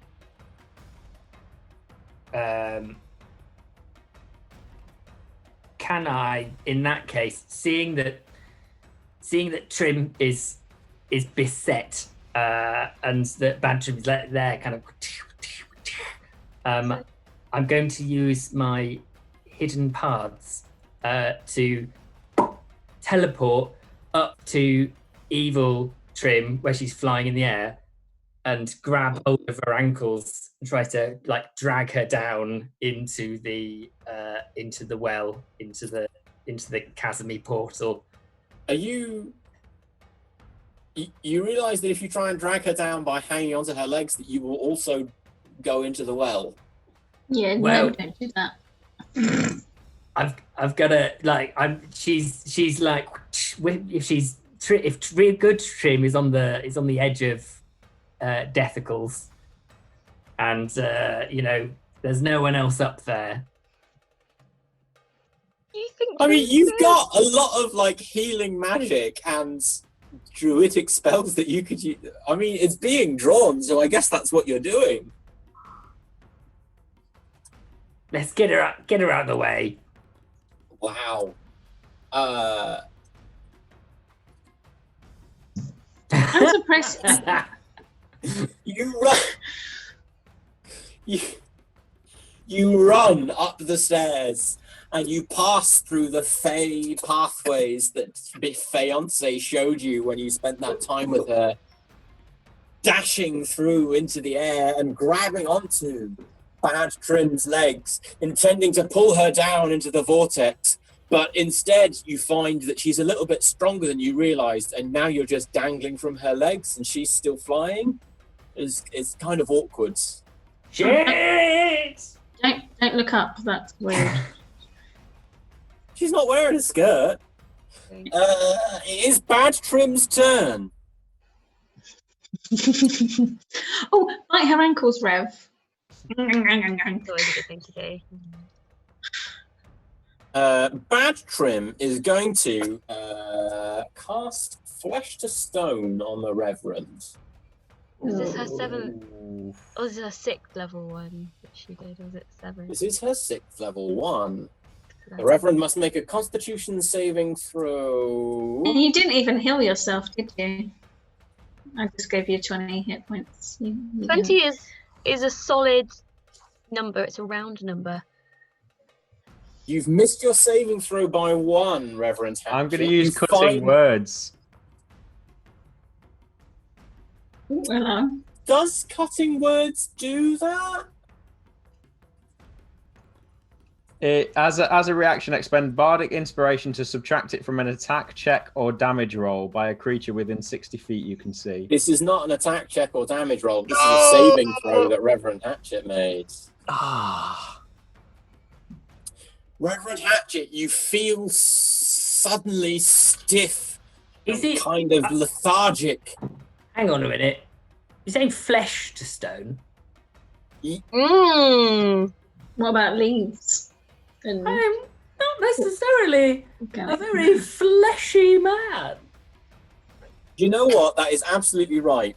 Yes! He casts Flesh to Stone and then looks slightly puzzled as you are completely immune. What a waste of a 6th level spell slot. I shout over. I'm like, Trym, you could have done so much better if you just applied yourself to remembering things to do. And we thought it was only Geoffrey Banjo that could do cutting words. Boom, boom, boom. John the Octopus, you're helicopter hovering next to Trym, who has Reverend Hatchet hanging on her legs. What are you doing? John the Octopus is going to grab onto my legs to try to pull the whole kind of thing down in a hope of kind of creating a whipping action to get Bad Trym to kind of fling her away. So he's kind of trying to pull her down and down towards the well via me. So, ordinarily, I would say that John the Octopus is not like an octopus is quite a lot less heavy than a regular person, and despite the fact that John the Octopus is a monk and is quite, hefty and like has a lot of martial arts skills, I would say that is normally quite implausibly difficult for him to do. But I kid you not, Google says natural 20.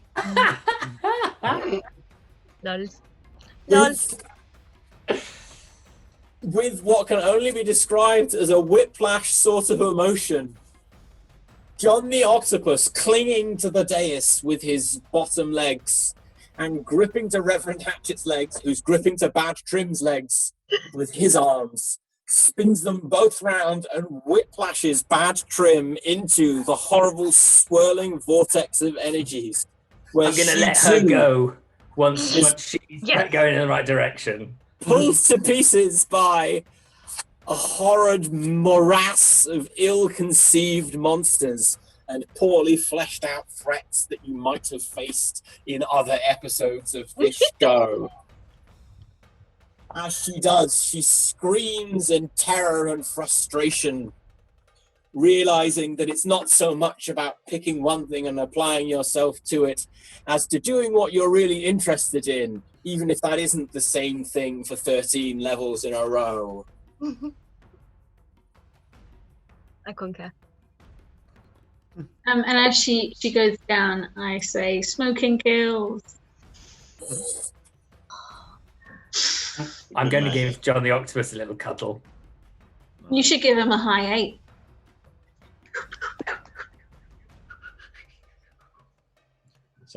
So what's do we feel like the danger has passed then? The danger indeed has passed. You are no longer in initiative. I would like to start casting the Magnificent Mansion so that we can have a party. What? Finally use my 7th level spell. It takes a minute to cast. Okay. I'm going to limp out from my pile of kittens and sort of brush kittens off you. Yeah, take the kittens off and take out the duck bunny that was in my my bag. I'm going to take it out. I'm assuming it's quivering. I'll just be like, "It's okay now. Go, be free." And I'm going to set it off to be with the kittens. I have a question for the dungeon master. Well, let's just a second. So, John the Octopus wraps Reverend Hatchet in an 8-armed hug, and the duck bunny gambols around amidst hundreds of kittens, one of which somewhere is wearing a fisherman's uniform because Fish Boy is having the time of his life. Trym Toscobble is battered and bruised but alive. Geoffrey Banjo, you didn't actually beat your other self in a banjo off, but he did get murdered by one of your friends. So that counts as a moral victory. Plus, in my journal, that's what it's going to say, and that's what counts, really. So, Walking down the steps from his ornate obsidian throne, the dungeon master approaches the dais. Bagsi Badley, what were you going to say? I was going to say we had 24 other people part of this prophecy. Are they all going to be okay? Well, I guess I could find them homes in the new world if you would like. Is that what you want? My offer still stands. You can help me be architects of the new world that I will build from the remnants of this one. I don't think we should remove them from the world that they know, because they probably have like friends and family and stuff. So I think they should stay here, but will they be safe? You want to preserve this world? Archive it, maybe. But it's so silly and not logically consistent. We talked about places that you were supposed to have visited, but we never learned where they were in relation to each other. I mean, maybe it shouldn't be my decision. Maybe it should be all 24 people's decision that they can maybe go through with you once they've finished. I have a question. If we destroy the universe, are we destroyed also? Because it would be, I mean, destroying the universe, as much as I feel like you shouldn't do that kind of thing, I wonder, I mean, destruction's kind of fun, and if we could be the master or sort of ruler of some kind of universe, I mean, I wouldn't mind being the ruler of a universe, but I, you know, I'm just wondering. I mean, if we destroyed this universe to build another, you would not be destroyed with it, of course.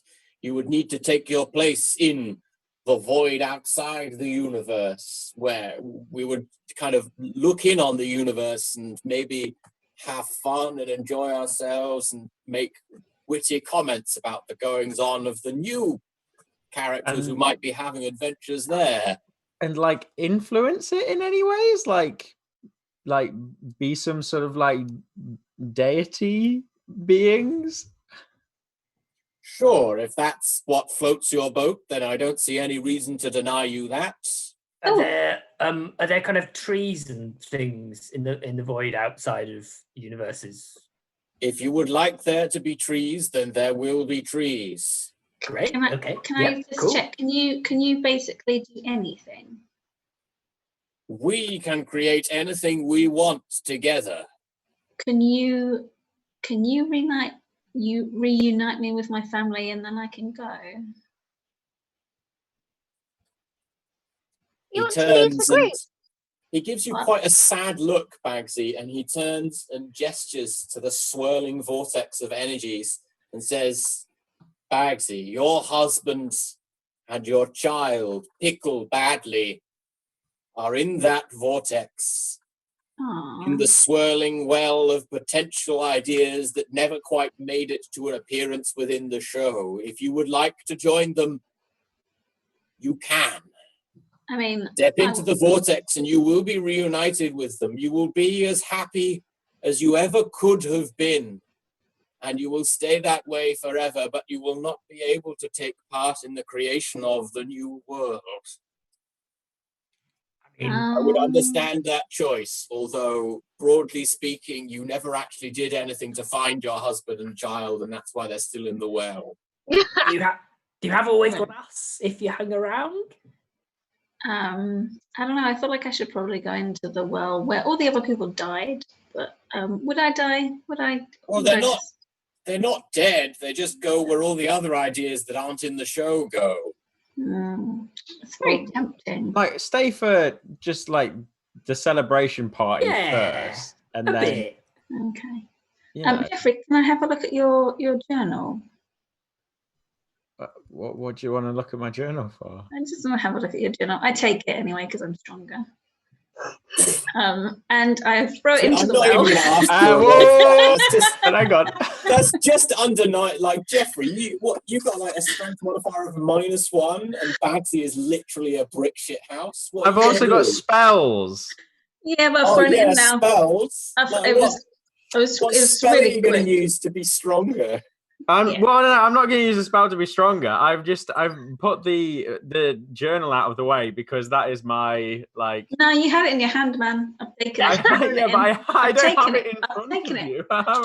Geoffrey, you can write a new one. I mean, Geoffrey, I know it's really sad, but if we're making get a over it. universe, do you really need it anymore? Yeah, we're restarting it, so it's gone. This is going to be like the Bible for my new followers if I'm going to be a deity. So, Yeah. you know. Well, it's already gone, man. Get over it. If you try Gone. and steal this from me, I am. I haven't tried to steal it. You. Geoffrey, I haven't tried to steal it. I've already done it. I've thrown it into the vortex. There's a Steve, picture the of it dungeon there. master, leans forward and puts a hand on your shoulder, Geoffrey, and he says, I'm sorry. The illustrators said it's gone. That means it's gone. Oh, Graham. Well, you know, I might not be reunited with my family, but I do feel better. Then you'll join me in creating a new world, a new universe full of adventures, new tales, new stories, new heroes. I want to be the master of the universe. Can I be the master of the universe, please? Do you mind? I mean, there'll be room for a new pantheon of gods, but none of you are going to be the master of the universe. It's like a power sharing thing. We all get equal say. We'd just we'd have our own domains, right? Sure, why not? So maybe you could have a badge which says Master of the Universe. Would that? Okay. Everybody can have badges. But my badge will say Master of the Universes and nobody else's will say that. Oh, that also reminds me, I take out Geoffrey's I'm at Geoffrey Banjo cards and I throw those in as well.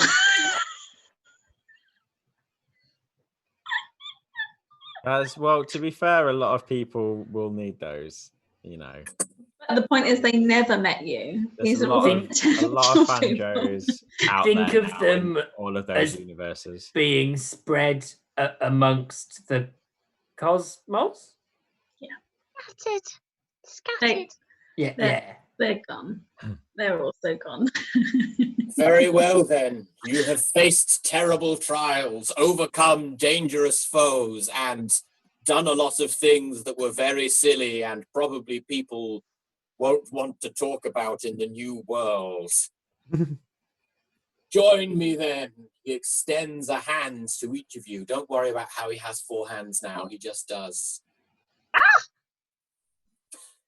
And as you reach forwards and take his hands, the world is filled with white lights and everything fades away to leave only the limitless potential of what might be next time on Tales of Adventure.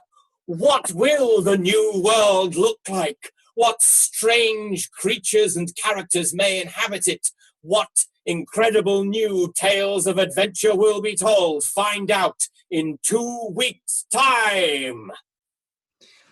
Oh, wow. What an ending.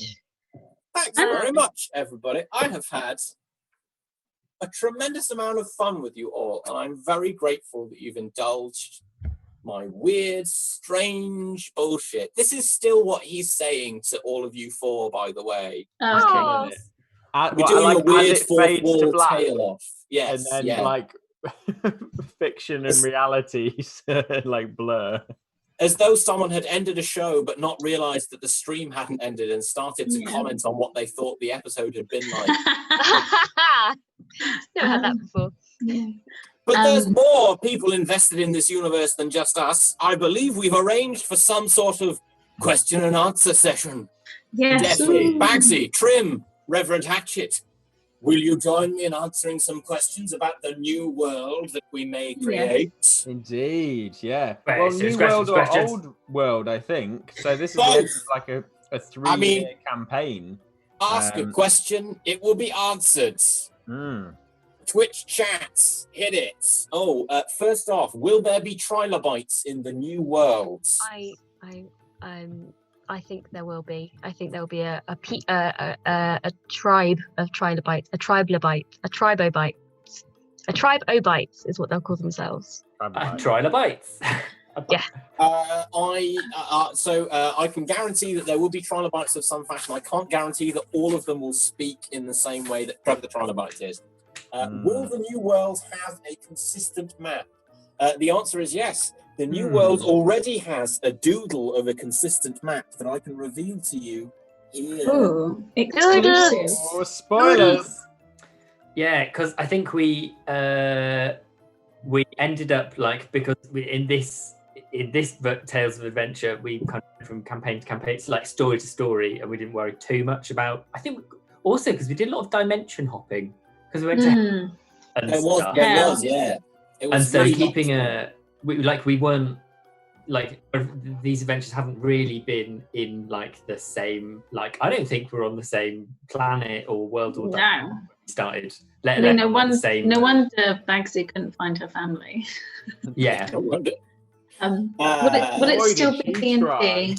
She tried so hard though. Yeah. So hard. Will it still be D&D? It won't still be D&D 5th edition. One of the reasons that I wanted to end this campaign and start a new one is that I've gradually realised as the show has gone on and the player characters have gotten more and more powerful, that they've just got so many different abilities and so many different numbers and bonuses and various different things to keep track of, that it becomes very heavy to use in a what is it supposed to be a 90-minute show. It is absolutely not the Fate system. Don't worry, Baxter 2001. GURPS, Haseri 92. How dare you? If I want something lighter than Dungeons and Dragons, I am not going to be using GURPS. No, I am currently writing a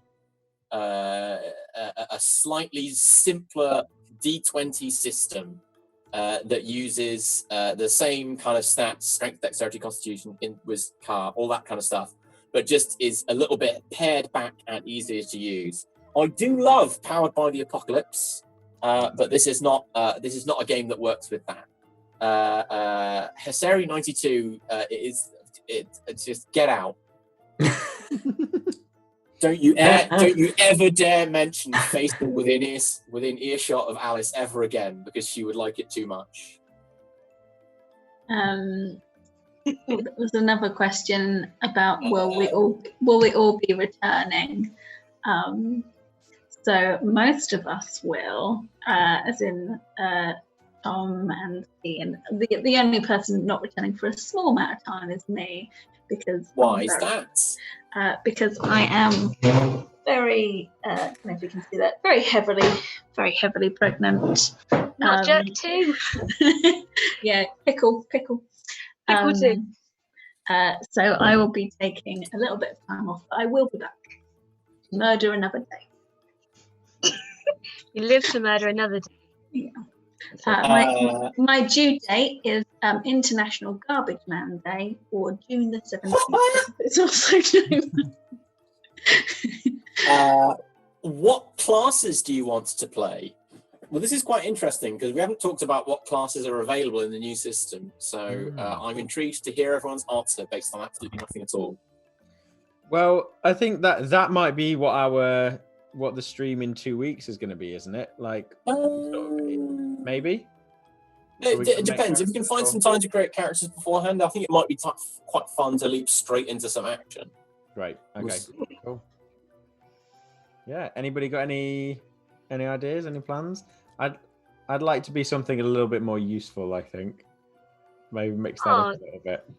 Don't you try and play it off like a bard isn't a useful class. No. I didn't say a bard wasn't a useful class, because they can be. But the way that I built Geoffrey was intentionally bad at combat. So yeah, I'd like to.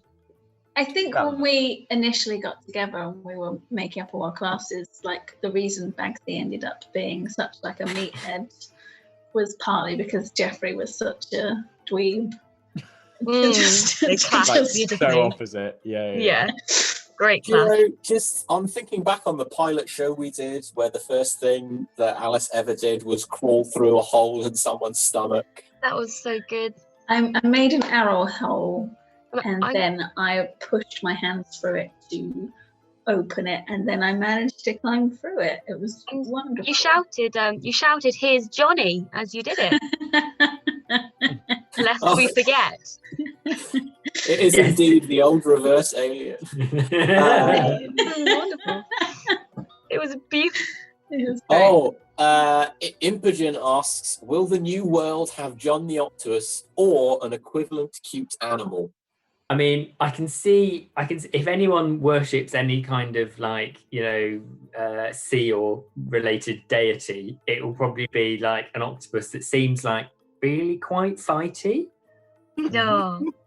So John the Octopus personally might make an appearance as one of the deities in the new world. I can guarantee that cute animals will exist in the world. I can't promise thank God. that one will be magically granted class levels and be adopted by the party as a mascot. We have another question. Will these characters ever return? Well, never say never. I would definitely be up for one-off adventures returning to Bagsi, Trym, Geoffrey, and Reverend Hatchet, because we've had a tremendous amount of fun with them. I think, broadly speaking, their story is finished. We might have some little bits back with them, but I think we wouldn't have another long story with them. The search for Bagsy's family, maybe. Yeah, that could be a good... Can we actually find them? Catharsis Jelly says, is Tom going to make a character who is mostly naked the majority of the time? I mean, going to, but now we brought it up. Maybe that's my thing. Maybe that's my kind of my thread of continuity, that my characters have an aversion to wearing real clothes. Yeah, I'll think about that. I mean, there's a question here about voices. So potential new voices, and then someone has also said, "Is this the end of Trym's granny voice?" Trym's granny voice. It's very likely that the next character will have exactly the same voice. I don't think the voices. I think when I do return, that I don't think the inspiration for Bagsi was sort of like a valley girl, or like like a sort of a cheerleader at a school or something. Because I always thought like those characters, like they're made to survive. They're like ruthless, aren't they? Like in horror movies, they always die first. But I always think that those characters wouldn't actually die first in like horror movies and things, because they're so ruthless and so like focused that they would survive. So my inspiration for like Bagsi was like an airhead, because she's not particularly bright, but like really violent and like extreme survivalist. So she's like Mean Girls with them all. Yeah, exactly. Going to the mall with them all. Yeah, exactly. Yeah, exactly. It came across. But no, I don't think there's room necessary for a valley girl in the new series. Baxter 2001 says, will you allow them to construct their own classes? Sure. Like if one of you guys has a really good idea for a character that doesn't fit into one of the classes that I've already written, I will write you a new class.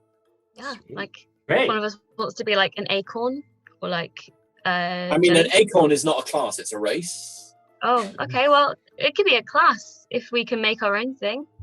Class. Acorn. Were there plans for this campaign that you didn't get to use that you've been saving up for a restart? So I learned very, very early on in this show that if I made long-term plans, that they would not happen. Is that because I kept destroying them? No, just because I think Dungeons and Dragons is very famously hard to get people to do what you want unless you're really brutally railroady about it, and I don't. I don't want to do that. But yeah, exactly. Something about plans, no plans, so eyes contact with the enemy. So I have a lot of ideas that we talked about doing and we wanted to do that never made it to the actual show. Hence the vortex of unrealized plans. So we talked about doing a prison break episode. Yeah. That was a really good one. We talked about doing more pirate ship stuff. We liked pirates. We did like pirates. Oh yeah, they were great. He likes pirates. What else have we got? They as weren't very questions nice. going? Where's Not Jerk these days? Yeah, Not Jerk. Not Jerk actually started a wizard school for goblins because goblins can't get into regular wizard university because most regular wizard universities are pretty fucking racist. Yeah. Oh, well, good for him. Would they let me in? Would they let Trym in? They would let a halfling in, but if they found out that you were half goblin, they might be really shitty about it. And if they found out that you were a warlock, you would get kicked out because that's cheating. I suppose important. That's a good point. There you go. Just those things we'll never experience. What are the chances of the new characters being less horrible people than they were this time? I mean, from what we've discussed, next time the new characters will not be pretending to be heroic adventurers. The new characters are going to be treasure hunters and mercenaries. So yeah, like Indiana Jones style. They'll have less pretensions to heroism, but they might be less directly unpleasant. I think it's something we talked about a little bit about how Dungeons and Dragons kind of paints you automatically in the light of being adventuring heroes. Yeah. Like questing heroes. That's kind of the assumed standing. And so, yeah, it doesn't necessarily... There's a certain level where you have to kind of have people possibly ignoring the fact that you're a real bunch of shit. Yeah. You guys are really talented. I want to hire you. What do you mean you murdered your past employer and all of those people you came across? Well, you seem very competent. Yeah. I mean, that's been a thing with Trym, like knowing that she is really proper evil sometimes, but then kind of like, she's kind of like Smeagol. I see her like Smeagol. She's like torn between like being really evil and I think that's partly because of yeah, like being evil can be quite hard if you're supposed to be like in a band of heroes. So it's like the limits of evil I found a bit I think sometimes the good and the good-ish bits and the rest of us rubbed off on you. Like, I don't think Bagsi thinks she's evil. I think Bagsi thinks she is good, but she's still half orc, so she is very violent. Yeah, and she does try and direct that at tyrants and evildoers and things like, you know, she doesn't go to a tavern and like smash the place up and, you know, stuff. She does specifically try and seek out those who do wrong, but her compass of like scale of wrong and disproportionate, you know, kind of everywhere. Revenge is, yeah. I've seen a really, really fun question. Will there be a musical episode? Oh, that's a great idea. I would love the idea. I love musical improv-y stuff. I would be fully excited by that. We have a winner. We have a winner. A winner? We've got a winner for our donation competition. Yeah. Who dat? It's on the screen. M's Witterings. I'm sorry, down for a musical episode. Congratulations. Sure, why not? Yay. Mustang 601 asks, are you sad about losing your characters or have you been waiting to make new ones? I'm very sad about losing Bagsi. I did think she was going to die, but she's just so strong. But yeah, no, it's been really nice playing her and getting to know her and stuff. So yeah, no, I will be sad about not playing Bagsi anymore. Maybe I'll just walk around the house doing the voice and I don't know, swatting flies. I'm really glad they didn't die.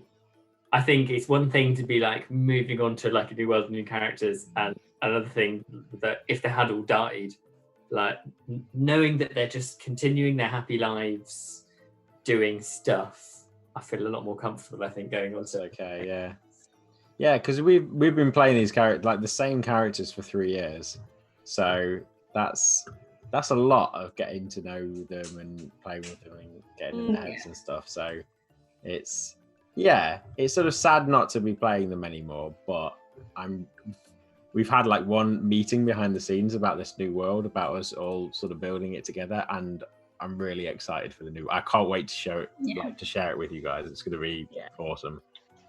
It's been really fun playing the same character for so long, and watching them change as well. So watching Trym go from like all the different like variations that she did, and watching the Reverend. Old, she was young. She was a cat. She was an orc. She was an orc. She got a boyfriend. She got a boyfriend. She killed her boyfriend. You so rarely get to do that in improv as well, which is quite cool. You do with that character, and then so it's... you do a show and then you walk off stage and they're gone, and it's been really funny watching like everybody change and develop, and it's been nice to be around. And I've loved doing the voice. I won't lie, the voice has been really fun for me. It's kind of sad, but kind of nice. There's a question for me here. Will Steve try harder to actually kill some characters? First of all, I tried really bloody hard. I don't know if you saw when I did 64 damage to Reverend Hatchet in a single spell, but I thought that was pretty demonstrably trying quite hard. In the new system that I am writing, characters will generally have very many fewer hit points than they do in this system. So Trym, for example, at 13th level had 106 hit points, which is just ridiculous.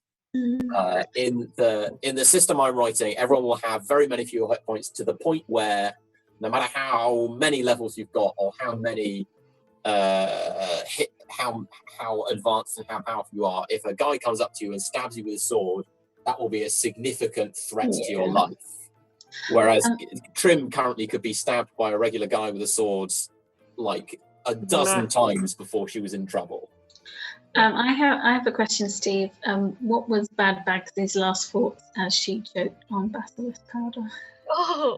Bad Bagsy's last thoughts as she choked on basilisk powder was that if only I wasn't paralysed, I've got a really good orgasm death joke that nobody's going to hear. Oh, what was that? It was, I mean, it's pretty easy to think of. It's just, the Le Petit Mort, Le Grand Mort, Le Dirty Death. It's Dirty Death. There you go. Dirty Death.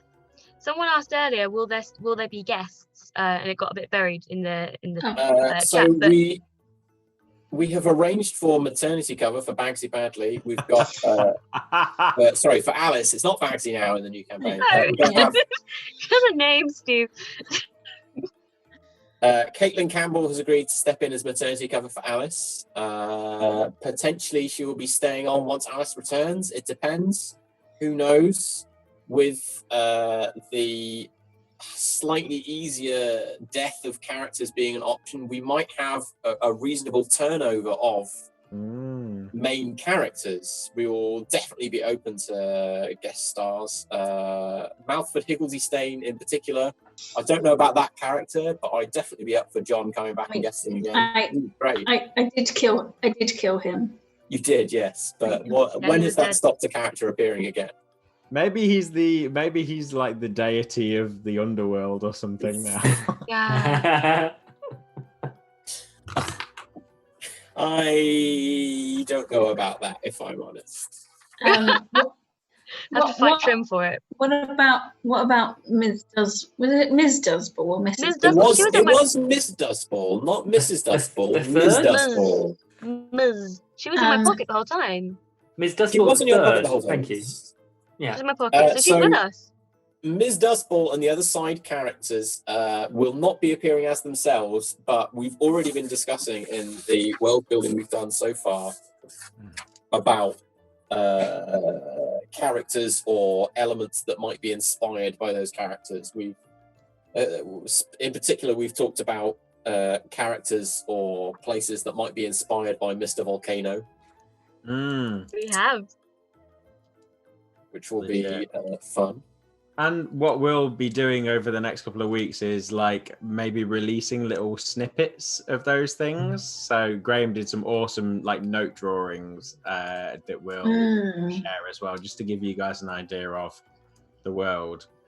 So if you follow us on Facebook and Twitter, then you'll be able to see those. For sure. And Trym will probably I don't know what she'll do with her ball bearings. Maybe she'll try and plant them and make, if there's magic, she might try and grow trees with them. She'll probably experiment with them. She might leave them. She might go traveling and leave one in every place that she goes.